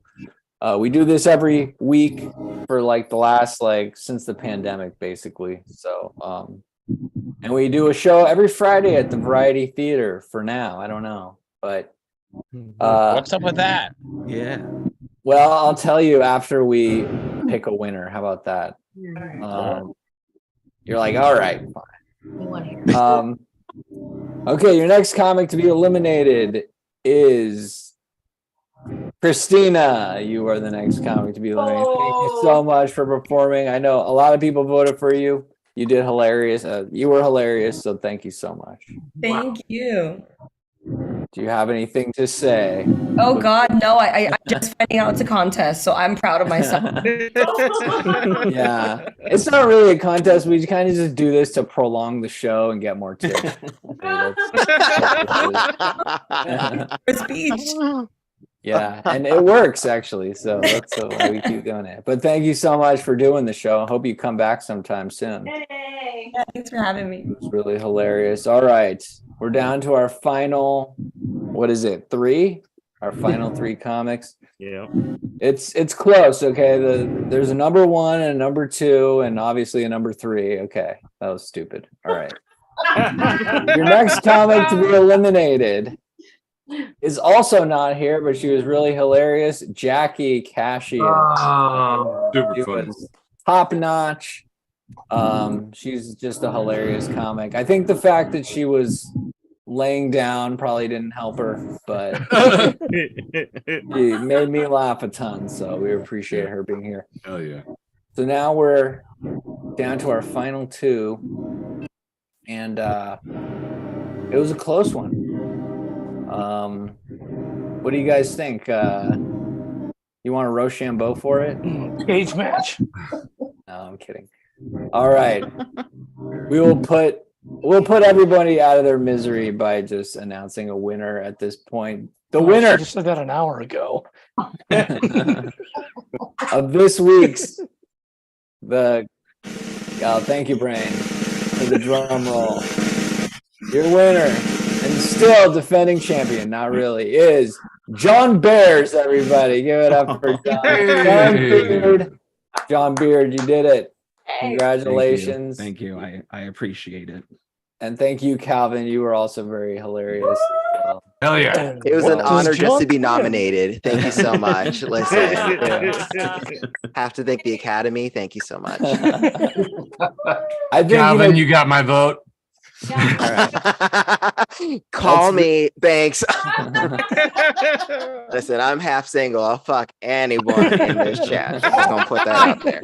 He is a librarian, by the way. So I know. I saw them books, girl. I saw them books. So I'm gonna slide in them DMs. Okay. And John Beard, you went last, which, like, on a show like this is actually probably pretty hard because it was such a strong show, but it is nice to go last because, like, you got to make the final impression on people. But you know, you still really crushed, man. I thought your jokes would do really well on Zoom because you got so many clever, one-liner type jokes. And they did, and it worked really well. So I give myself credit for that, really. Well, thank you for having me. I give you all the credit as well. Thank you. Did you hear that, everybody? I get credit for this. Oh my God. I thought that Vince would really like your jokes because Vince has got a lot of jokes, like one-liner type jokes. In fact, Vince, if you don't mind, maybe you could give us one. And John, who's kind Only one. He's really good at one-liners, so he will give you. Yeah. He will judge you now. Oh no. Your one-liner. So make it a good one, please. A midget. Broke out of prison. They caught him going down the wall of the prison. They described him as a little condescending. That is hilarious, actually. Worth the wait, I agree. So you like that one, John? I do. Condescending. It's a tough pun to go with, I think. a little condescending. That's yeah. All right. Well, that was awesome. So thank you for that. All right. Well, I don't know. Does anyone want to show us what's in their fridge? That's something we like to do. Well, what about the variety theater? Won. Oh yeah, we're going to talk about the variety theater. The thing was, so we've been there for 10 years, which is pretty incredible in and of itself to keep the show going for 10 years and so many great comics. Anyway, I think it was like just a new development, and I don't know a whole lot about it personally, but it's I think with the lease of the place, a lot of times these leases for buildings, they're like multi-year, big leases. And I think, their board is like, that's a big commitment to make. And I think like a lot of people are still kind of charging 2019 prices for downtown San Francisco real estate, which I think is like insane, because like if you go down there, it's like obvious that like it's not the same city that it was in 2019. I mean, there's just way fewer people and stuff. And so I think that factored in. It's weird. Like, I don't know why like these buildings aren't lowering their like rental prices yet. Like they're charging more than they did in 2019, which I think it's like tied to the building's total value. Like, because if they reduce the rent, then like the value of the building goes down by like $1 billion or something like that. So, but I will say I rent an apartment, and they offered us lower rent just recently, which is like never happened to me. Yeah, and I've lived in could you say those words again? I've never heard that phrase before. Like our lease was coming up. And like we were expecting initially they told us like your rent's going up by like X amount of dollars. And then like 2 days ago they gave us like a 48-hour offer that was significantly less, and they're like, hey, if you sign the lease right now. So there's definitely some changes going on, but like anyway, with the theater, it's like that's basically I think what it's coming down to, is just like it doesn't make sense to like, if you go down there and you spend time downtown, it's like there's way fewer people there. It's just like it's not the same kind of, because they made a lot of their money. It's a charity called Variety Children's Charity, through like renting to like companies to do like their like retreat or whatever, like at the theater, or like a meeting or something, like a team building type thing or something. And there's just a lot fewer of that because I think there's less people downtown. So it's like, does it make sense for them to commit for like another 5 years to that building in that area? And it's unfortunate for like us, because we did our show there every Friday. And so we'll see. I mean, I don't know. I think they haven't given up completely, but like that seems to be what's going on. So I think, that we did it. So the show it's essentially in like a movie theater. John, you've been there. It's like good for comedy, but like it's not like perfect because the acoustics are kind of like made for a movie theater and stuff. But we made it work, and like it was just a really popular show for like 10 years, but now it's like seems to be coming to an end. Yeah, a beloved show, I think. It was beloved by me, I think. No, people liked it. And but I mean, it's like, comics are kind of like cockroaches. Like we know that. We can't be like killed or stopped in any kind of way. Like once like even if there's a nuclear apocalypse, I think people will still be doing comedy shows. Hopefully that doesn't happen on Zoom. With two and in missing person. arms. What's that? With two missing arms, because it was the nuclear. Yeah. Yeah, absolutely. So I don't think it'll stop things. But I do think that, the city does appear to be in for like a bit of a reckoning coming up, in my opinion. Oh yeah. I don't think we've seen what's about to happen yet, unfortunately. And It sounded like a movie title. The Reckoning of San Francisco, The Wrath of Vahe. The Wrath of Vahe. No, I don't wish it upon the city. Like obviously I love San Francisco. I want it to succeed, but I think just based on what I'm seeing, like the fact, I mean, they should try to keep that group in that building. I think they should do what they can, but they're not going to for like a variety of reasons. I'm sure there's like some financial reasons as to why they're not going to, but like I think down the road, they're kicking the can down the road, I think basically is what they're doing. And like it's but we're gonna find a way to keep doing it. And there's a lot of bars and restaurants that are like struggling downtown and stuff, and they're they all are looking for a lifeline, a way to like get people in the door. And actually comedy is a really great way to do that.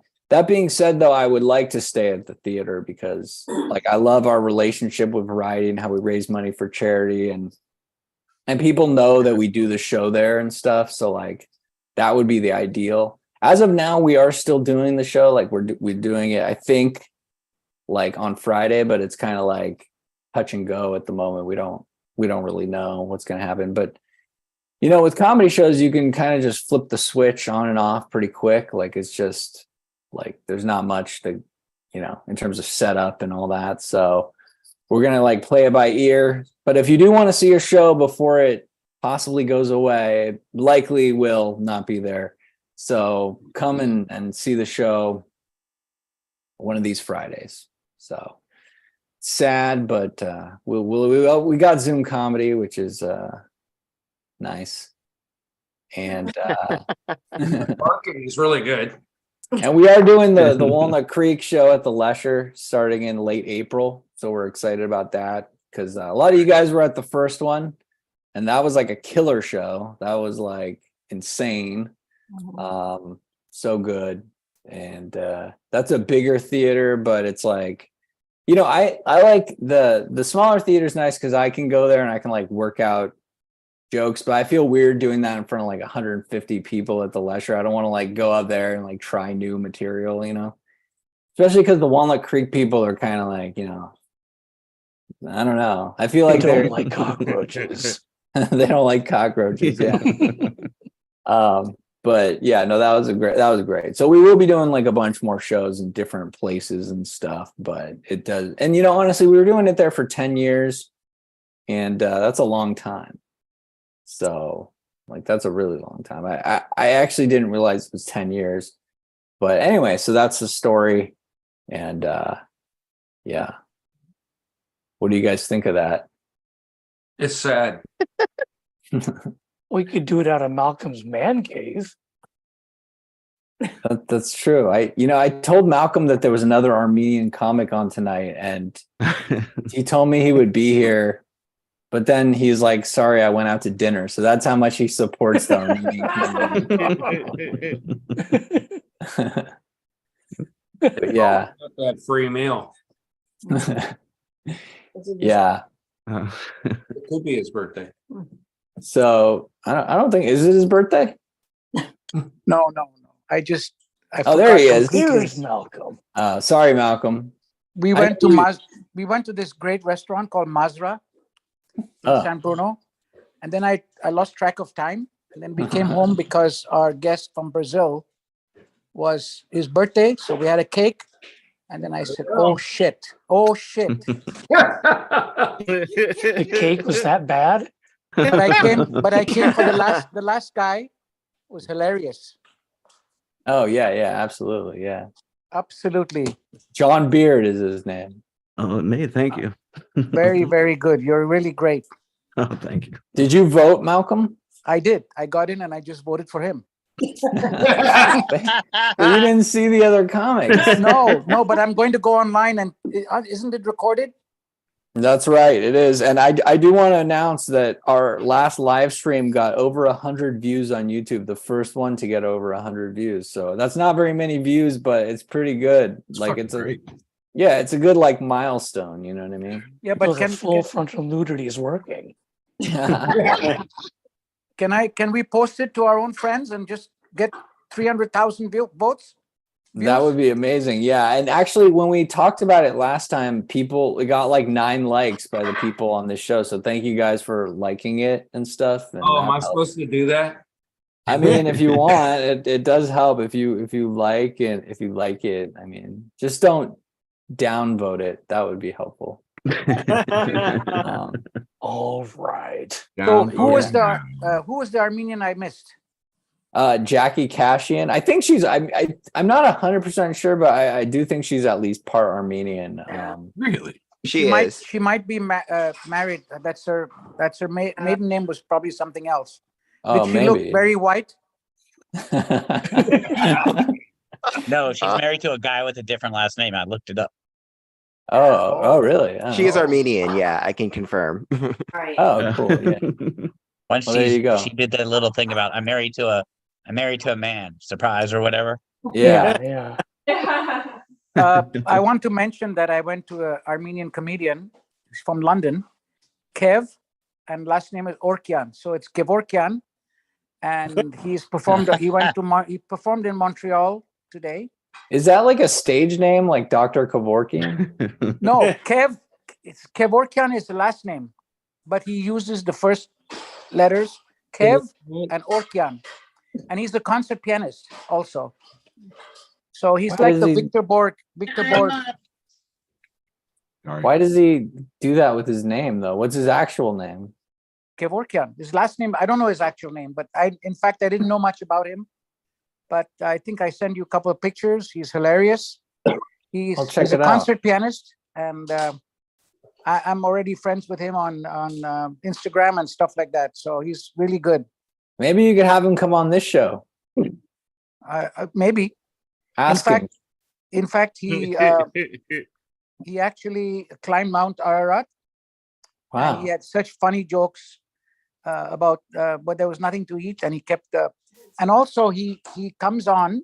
You know how they have the gender things about everything now. So he's an Armenian mother, but he's dressed with a towel around his head, and he pretends to be an Armenian mother, but he speaks with his normal accent, and it's hilarious.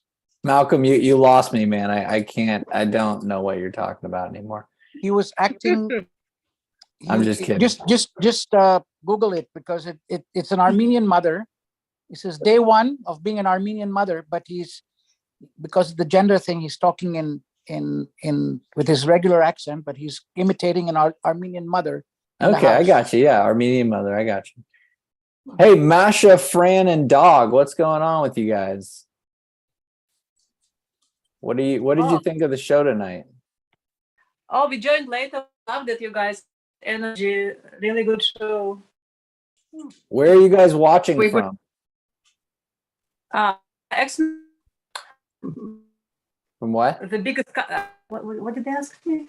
No, go ahead. Where are your accents from? Oh, okay. I'm from Russia originally. I was born in Russia. No, I was wondering where you were like watching the show from. Like, where are you right now? Oh, we are in Carlsbad, near San Diego. I love Carlsbad. It's beautiful there. You got they've got like the flower field over there. The Carlsbad. Yeah. Nice. Yeah, it's a really very kind of like used to be a small town feel here. So not so anymore. You guys though. in San Diego or you're in San Francisco? We're in San Francisco. Oh, okay. Cool. So yeah, who'd you guys vote for tonight?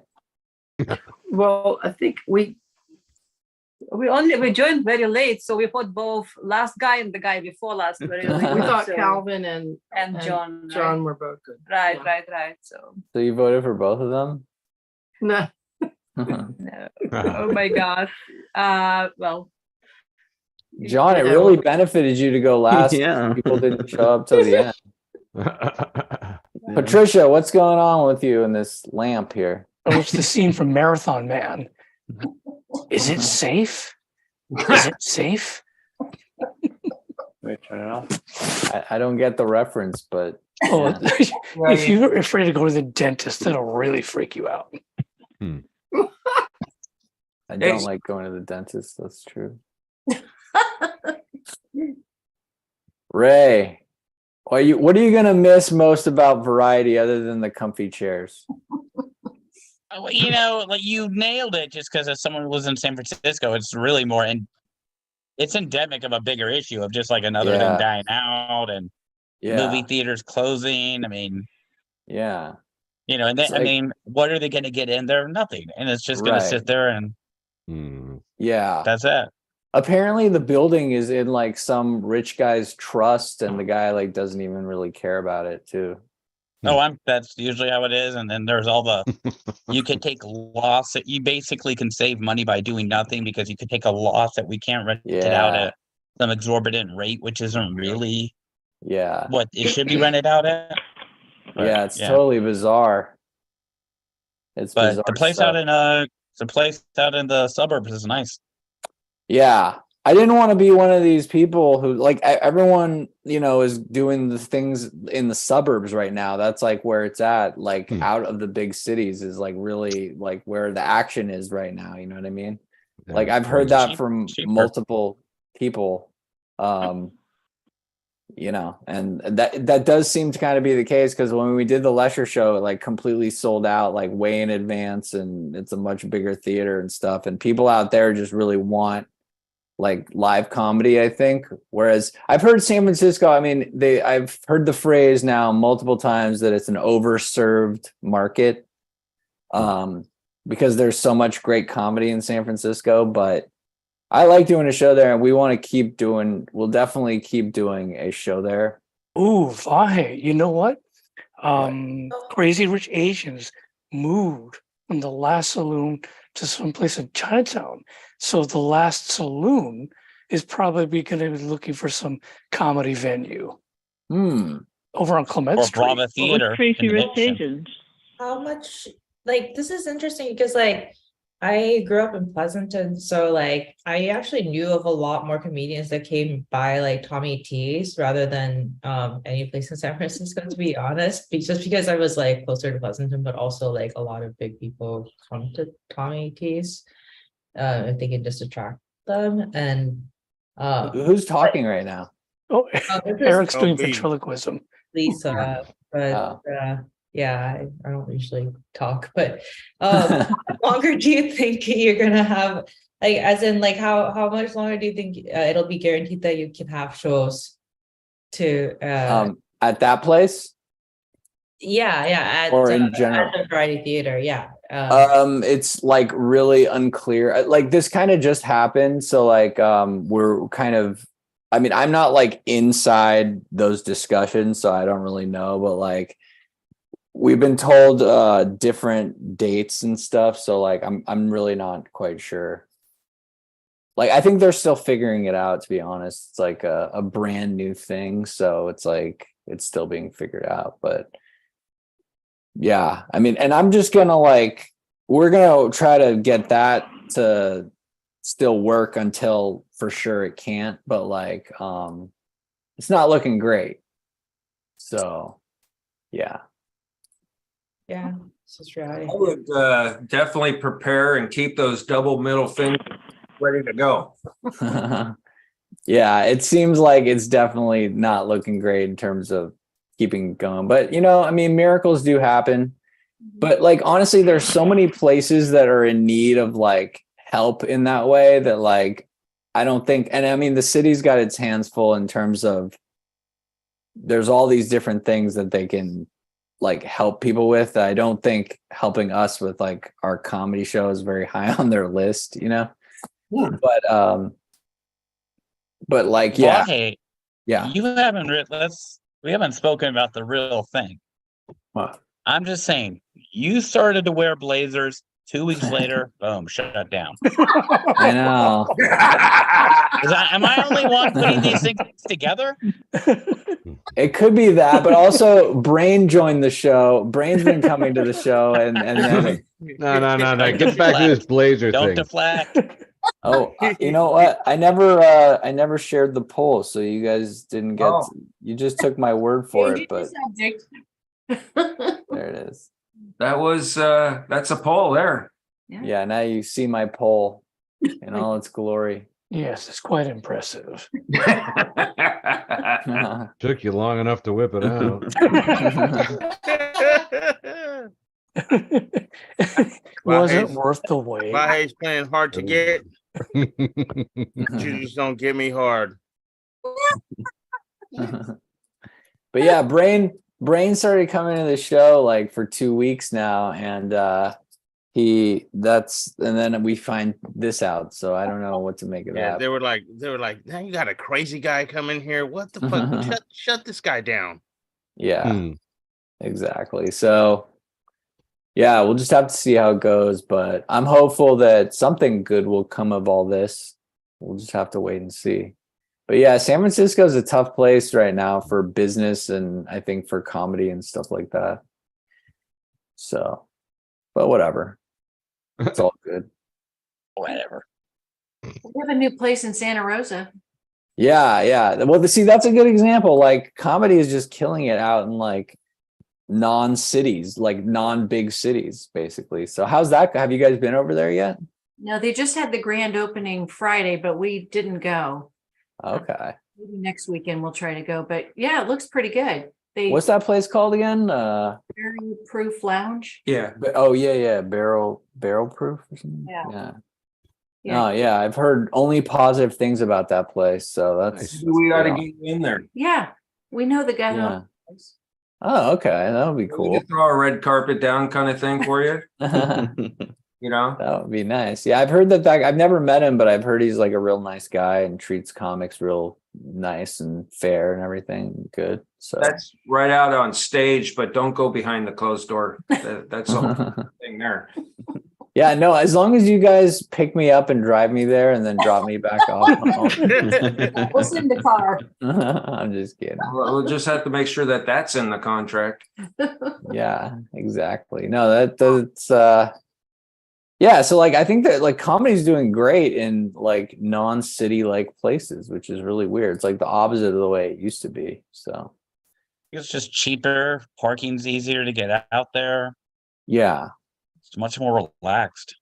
And I think a lot of the people don't want to go into the city as much anymore, and they'd rather comedy just come to them, you know. But I think San Francisco is going to be all right, and I think it's going to come back eventually. But I think it's going to be a while. You know, I'll tell you something. This will be a shock to you, probably. I don't know. But I'm 63. Whoa. In dog years? My grandparents Oh, hurry. were going back and forth from San Francisco, and San Francisco used to be like a really great, fun place to go. Everybody kind of really just got along and everything. In the 60s. Yeah. But as time went on, you kind of see how San Francisco has just kind of run the fun out of the city, you know? And I don't think that people are willing to put up with that crap anymore. Yeah, I mean, I think there is probably some of that, but Public service announcement. like I was there's walking also- around like North Beach area on Friday, and yeah, there really were not as many people, and a lot of the bars that used to be like packed there were like not packed at all. But they're like okay, but it's not like how it used to be, unfortunately. And I think like with work from home, people just don't go into the city as much. I mean, like before on Friday after work, it was like buzzing with energy, like just people and energy who just got off work and they were all happy and stuff. And I still remember that energy, and that energy is pretty much gone. Like it's not like that anymore. Like before the pandemic, all the shows I think were like selling out all the time, and there was like more shows and stuff. And now it's like a struggle to get people, because people basically have to come in from like other parts, you know, they come in and stuff. So it's way different. And yeah, I think hopefully they figure something out and make it like the way it was again. But I think it'll happen. I think it'll just take like a while, you know? Yeah. So it's kind of unfortunate, but I still think it's a great city. And I think a lot of the stuff is a little overblown. But I will say I've had some altercations on BART with like people, and I never did before the pandemic, but now it's like I've had 3 like where I've been like basically verbally attacked and threatened like 3 times since the pandemic riding on BART. Whereas like I rode BART every day for like years, and it was like nothing ever happened to me. Like, and then, but in the last like year and a half, it's been, and I don't know if I've changed, or maybe like people want to do that to me now. I don't know, but like that's been weird. It's the blazer. It could be the blazer. Yeah, it's like, but yeah, I think what it was is people on the trolleys back in the day, they got their purses taken. You know, that hasn't changed, but it was please, may I have your purse? Now it's like they shove a knife in your face, and it's like, okay, I'll give you my purse, So Yeah. changed. It's a little more violent. Wow. Vince, How- you how carry many a times has your- purse? How many times has your purse been stolen, Vince? I don't have one anymore. Oh, well. Good on you. Vince, you're supposed to say, "Come on, guys, it's called a Murphs." Yeah. No, that's no. People, I think, like sometimes they skew their experiences too in San Francisco. Like one guy, he told me he was like robbed, and then sure. Yeah, it was like I was like, oh my gosh, that's terrible. You were robbed. And it's like, yeah, this guy came up to me and he asked for like my money, and I'm like, I don't think he was robbing you. I think he was like a panhandler. It's hard to tell sometimes, So. I seen I seen what you're talking about, that whole askew thing. I seen two guys laying down on the street with a pipe rolled through them, and so it's pretty askew. What? Wait, what? I didn't get that. I'm sorry. You were Just as well. Askew? Skewer. Did you get that? Oh, skewer. Oh, gotcha. Okay. Now I kind of get it a little bit. I don't get it. Don't try. Don't try. But no, San Francisco is a great city, and it is coming back, I think, slowly, and I think it will be good. But I think that what do you guys think? I mean, some of you actually live in San Francisco. John, do you live in San Francisco, right? That's right. Yeah. What's your impression of the city and what's going on? Well, I think you're pretty spot on with the whole idea of the energy around Market Street, especially on that Friday afternoon. Because I've been down there. I've walked to the theater a few times. I live in the Tenderloin, so it's a little bit. Some people consider it pretty dicey or gritty, but it's not so bad. But like the same thing over on Polk Street, like it used to have a lot more livelier time going on. Nowadays, I think it still has it, but much less so. Although, yeah, I guess Hella Funny's doing good things with Maze Theater on Polk, if you know where that is. If you know where McTeague's is, those bars. If you know certain bars on a certain street, yeah. Well, they've got shows like all over. I mean, they do like just they have kind of like this kind of pop-up type thing, which. I mean, they do regular shows also, but I think they like pop up at different places, which I was kind of thinking that might be a good thing for us to try to do, because you just do a show one place 1 week and then you do it another place. But I do like having a regular spot that is just like every week you do a show every week. Well, it's kind of like what Don't Tell does, right? They do that pop-up thing. That's like the new... And they don't even tell people where the show's going to be. That's like the new thing. And they're doing great. I don't know. I think they have like a huge email list or something. I'm not. I should put you in touch with a friend of mine. He was saying that he has a good rooftop for maybe an outdoor thing in the marina, which he said he would think it'd be kind of fun to host something there. And you might be if you're thinking about doing kind of a pop-up style. Yeah. Should point him your way. I've never been a big outdoor comedy guy, to be honest with you. Yeah, me neither. But yeah, roofs are cool.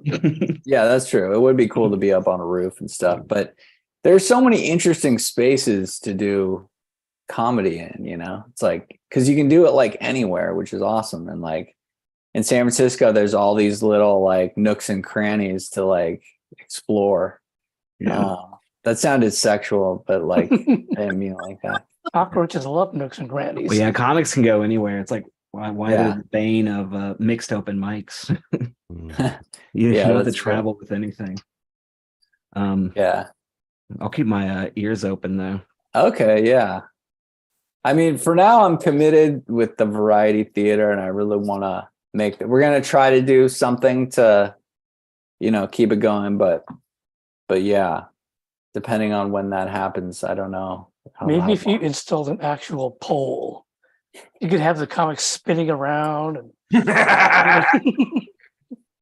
That's a great idea, Derek. Jokes, Well, it's kind of what the Hungry Eye was for a bit, right? Although I think they got rid of their pole. Yeah, look what happened to them. So Yeah, that area is really good. There's a lot of history there, and Honestly, you know what else? I went over the strip clubs over there are not doing too well either. From what I understand, they never recovered from like COVID, the strip clubs. So No. Like the historic Mitchell Brothers is long gone. Mm. Long gone now. They got shut down. Yeah, I guess the Condor Club is doing shows now. I don't think they were doing them a couple years ago, as far as I know. Like they're doing strip shows Or like, comedy shows. I think they are. Might also be hella funny too. Same thing. Oh yeah. Yeah. I just think it's hilarious if someone thought they were going to a strip club and went to a comedy show right there. It's like, yeah. right there. Just keep on waiting. Keep on waiting. Man, this stripper's really homely. You know, he's funny, but he's really homely. You know? Take it off. Keep it on. Keep it on. Yeah, no, strip clubs and comedy have been they've been like long they've gone to the long history together of strip clubs and comedy. Yeah, I think some comics used to be like the MC at strip clubs before it became a lot more just like music or DJ related. Yeah. I can see that ago, like for a job, I tried to go to the strip clubs. This is like more than 10 years ago. And I was like, hey, do you need anyone? Like, who can talk? They're like, no, we just need DJs. Well, how do you look in stilettos, John? I got the calves for it, but not the balance. On a smoke break. No, I'm baking cookies. Good kind of cookies, I hope. No, I'm just playing. These are fucking insanely good cookies. Nick, what did you think of the show tonight? Very good. As Awesome. usual. I voted for John. Nice. I think thank you. But you didn't see the whole show though, right? You came a little late. I missed about half or 3/4 of Abby's set, but other than that, I saw. Okay. So you saw all the comics and stuff. Yeah. That's cool. Yeah, Calvin was a close second, I will say. Calvin was very funny. Yeah. I appreciated John's edginess. Yeah. And some don't. So thank you. Yeah, I think John's style of comedy. It's people have to be paying attention. You know what I mean? Yeah. Like whereas some other louder styles, like it's less important to really be paying close attention in that way. It's like a very intimate. Yeah, kind of. Yeah. If you don't give us money right now, I'll cash out.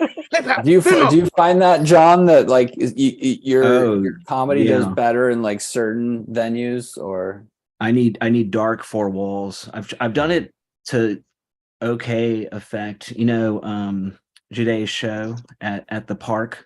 The outdoor wine, and that's outdoors. And it kind of the best time I've had there is where the mic didn't work, and so I had to get up close to him and kind of like command the attention that way, as opposed to through the mic. But if I just have to use the microphone, it mostly just falls very flat without walls. I think John, it sounds like you were doing lap dance comedy.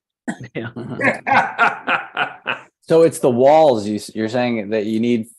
Well, I think it helps focus the sound and also attention, because if I'm going to be droning on at you with kind of a slightly affectedness kind of to my voice, but maybe that's just me being inexperienced. It worked well at Variety. I mean, I had a great time. Yeah, that was an awesome show too. I was thinking the other day, like there's no new styles of comedy like anytime recently, right? I mean, like everything now is just kind of like a derivative of something that's already happened, because comedy's been around now for a long time. And like, are there any new, like, how like Mitch Hedberg, like Jerry Seinfeld, like these people, Bo Burnham did some. Oh, okay. Yeah, that's true. Yeah. But he involved, doesn't he do like props or something, or like music and stuff? I feel like you can trace a lineage through most comic styles, and you're like, okay, Yeah. that's kind of like that guy. It was like that gal. It was like that guy, etc. Yeah. And then, because I feel like if I had to pigeonhole myself, I could be able to do it. Like, okay, it's kind of like this guy, like that guy. Yeah, and that made me. I feel like I kind of stopped watching comedy because I like watched all those, and then I was like, all right, I feel like I've seen it all or something. Do you watch a lot of comedy or?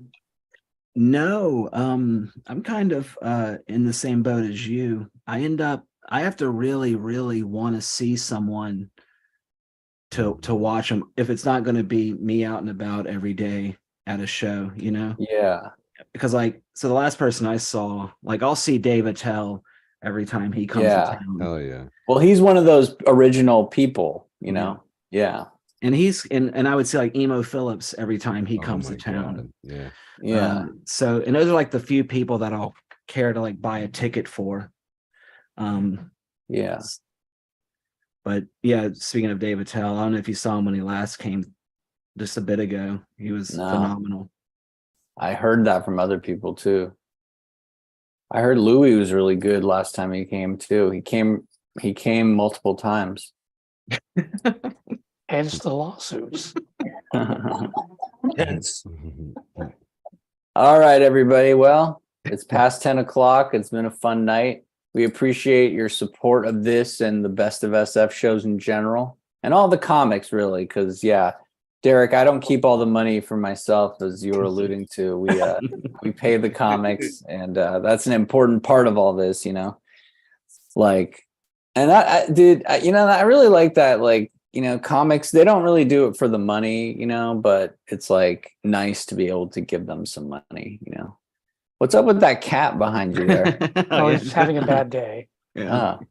Wait. Yeah, bye. It's Jim. I just wanted to wish you well. I had a prayer for Lent to have Best of SF come back, and I said, I wonder if the ghost is going to come back, and it did. So thank you very much. Well, I fired Jim just a few weeks ago, and yet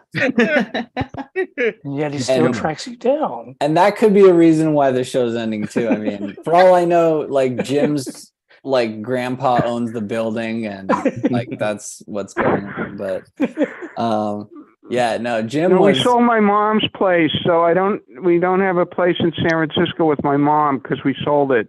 So that's not around. Yeah, she passed away, so we don't have that anymore. Well, I'm sorry to hear that. Yeah, I did know about that. But yeah, Jim, the thing with Jim, Jim, I tried with Jim, but I couldn't do it, Jim. So, but you get the last laugh because now we don't have a show anymore. So Okay. And I just talked to a 72-year-old low-income senior in Berkeley, and he wants to go to your show. So he wants to go to San Francisco to see your show. This is how you describe the person, a 72-year-old low-income senior? Yeah, he lives in low-income housing. I'm sure he's thrilled about that, Jim. No, but you had that Tenderloin Museum show, and now KGO had something there. KGO 7 is following in your footsteps. We did a show before the pandemic. We did a few shows at the Tenderloin Museum. They were pretty successful, but I'm surprised. I think they went out of business. I mean, they were a nonprofit, but I think they closed up. But you're saying KGO 7 had a film screening there just about a week ago. Oh, wow. Maybe that would be a good place. Maybe you should have a show over there. Yeah, I mean, the Tenderloin's in bad shape right now, but that was a cool spot. Oh, it's all right. Is it? I mean, well, you live there, I guess, now. It's not as bad as they say it is. Yeah. I feel like it's a tough sell to get people out there. You know what I mean? Yeah.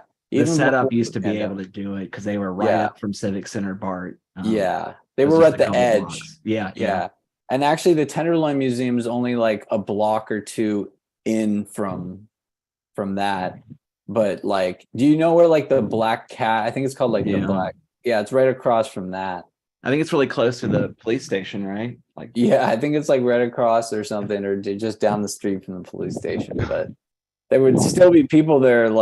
So I mean, I think I left my tripod there, come to think of it. And I emailed them and they never got back to me. We know So, Piano Fight was able to do it. Like Piano Fight, they went out of business, didn't they? yeah. yeah, they did.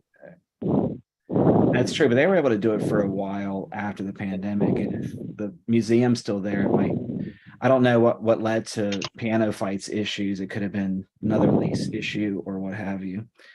Yeah. But if Piano Fight yeah. can do it, I can see the museum doing it. I know, like that was sad because I really like Piano Fight. I thought that was like the coolest place, man. It was fun. We used to walk there after our show and go check out what was going on. Sometimes perform and stuff, and they'd be really cool about it. But yeah, there's a dearth, I think, now of shows. Like everything's like going away, and it's kind of sad. But Well, I'm still marketing your show, Vahe. I'm still trying to get more people to your show, so I'm working on that. Well, Jim, did you hear that what's happening and that our show is ending and stuff? No, that was the Zoom show. That was last year, but I prayed for it to resurrect, and you did a Lazarus. You came out from the dead and showed up. No, but we're losing the variety show now. Oh no! Yeah, apparently I'm pissed off more than you, Jim. Oh, but what happens when my low-income senior shows up and there's no show? An empty room. I feel you're just rubbing it in now, Jim. I think you're just rubbing it in. Oh no! Going. I'm just trying to help, Vi. I'm trying to get people to show up for your show. Yeah. Well, the reason I'll tell you the story of why I had to fire Jim was because it was many things, but I think the last thing was like I was talking to some audience after the show one time, and he just comes in and he interrupts the conversation. He asked me when he's gonna get paid. And I'm like, Jim. And he's treating me like some guy who like doesn't pay people, or like I've never not like pay people. And he's like, I need my money now. I'm just like, what are you talking about, Jim? So that was it. I was like, Jim, I can't do this, man. I'm sorry. But, all right, I'm sorry. Yeah, I apologize. No, it's all good. It all worked out. I have to go to Comedy Confession. Yeah, Priest Vahe. So get absolution from Priest Vahe. So Vahe, was that the only thing that happened? No, it was a series of things actually. Like it was. Well, I heard that Jim actually spun around on a pole, and that drove a lot of business away. Just saying. Yeah, maybe Jim didn't go out on a high note like that. As he spun around, he said, "Hey, look at me now." Well, yeah, we had some good times though, Jim. You and I at the theater. Then we used to eat at that sushi place, and that place closed down. There was this awesome sushi place right next to the theater that we went to every Friday before the show, and then that closed down too. So everything's just closing down. It's like, but yeah, so they've got to eventually like lower the rent, and then new places will move in. But it seems like the timeline's starting to add up now, Vahe. You say you fired Jim, and then all of a sudden you tell me to come down, and all of a sudden Jim puts a curse on you, and then the show's ending, and then you're like, oh, as soon as Brain comes down, the show's ending, and now the truth comes out. All we had to do is a little bit of investigation. Yeah, don't Vahe, at this point. Yeah, my low-income senior has a community room in Berkeley if you want to do a show there. Do you like own this gentleman, or why do you call him my senior? He has a Star Alliance nonprofit, and the airline stole his name, and so he's complaining about that. But he ran for Berkeley City Council, and I was the only one that showed up for his town hall. So he needs audience members. But he's having a severe problem getting audience to his show. He only had me, and that was it. Wait. You're asking Vahe about this? He fired you. Like, yo, okay. if you can't do variety charity for the children, you might as well start with the senior citizens. Yeah, the low income. income seniors at that. That's a good point. Okay. All right. So, All right. so this low income senior, does that mean it's tent, or is he living in a fixed building? He lives, it used to be a deaf school that closed down about 40 years ago, and they converted it to low-income senior housing. It's called Redwood Gardens. It's in Berkeley. Redwood Gardens is the name of it. Does he like it when you call him a low-income senior? Does he live in a van down by the river too? I don't know if he knows that, but in order to live there, he has to be low income. If he becomes rich, then he can't afford to live there. Maybe he makes too much income. Maybe there's some comedian seniors that want to live there. How about that? Yeah, I mean, like that could. Comedian seniors that are 62 and older can move there, and then they have a community room. They can do their comedy shows there too. 62, I'm too old. Look, all I know is this: when Vince said this low-income senior, I thought he was going to go walks into a bar.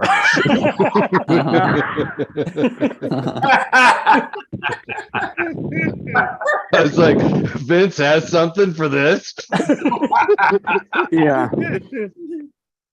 All right. Well, I missed that opportunity. That is weird, wild stuff. Did you know that? I did not know that. I did not know that. Hey, Jim, can you call in next week and do because I could do that bit now. Oh yeah. So the bus driver told me, the guy that lives there said, I'm 60. I'm old enough to start applying. It's going to take 2 years to get all the applications in for the low income senior housing. Are they pretty quick at that? Oh, just said 2 years. I don't think so. He but said Jim, you've got a place in Orinda. Or you live in Orinda. I live in Moraga. Yeah. I'm a condo owner. Yeah.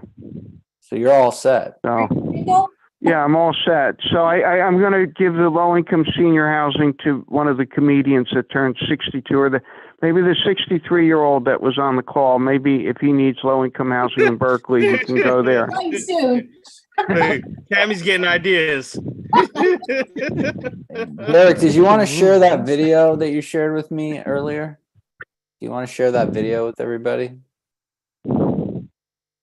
Derek, Share it. do you have that video? Hang on. Everybody, look at this. We get sound? No. Zoom doesn't include sounds. I can't get sound on it here. What? This is a PSA I did for San Francisco Environment Department back in December. Oh, nice. First of all, this is not real because a lady would never talk to you. I'm just kidding. But wow, what is this for exactly? It's just for the Environment Department. They're trying to get people to, continue to recycle and conserve water and use less electricity and stuff like that. I thought it was a commercial about just talking to random people on a bus. Pretty much. Well, don't you know your lines? Oh, this one, no, I don't remember. It doesn't look like back in December, for God's sake. December. Well, that's awesome, man. Good going on that. Well, the thing is, it never got shown on broadcast. It was only shown on streaming TV. Oh. So I've yet to have people stop me on the street or anything like that. Hey, did you the funky guy that rode on the bus?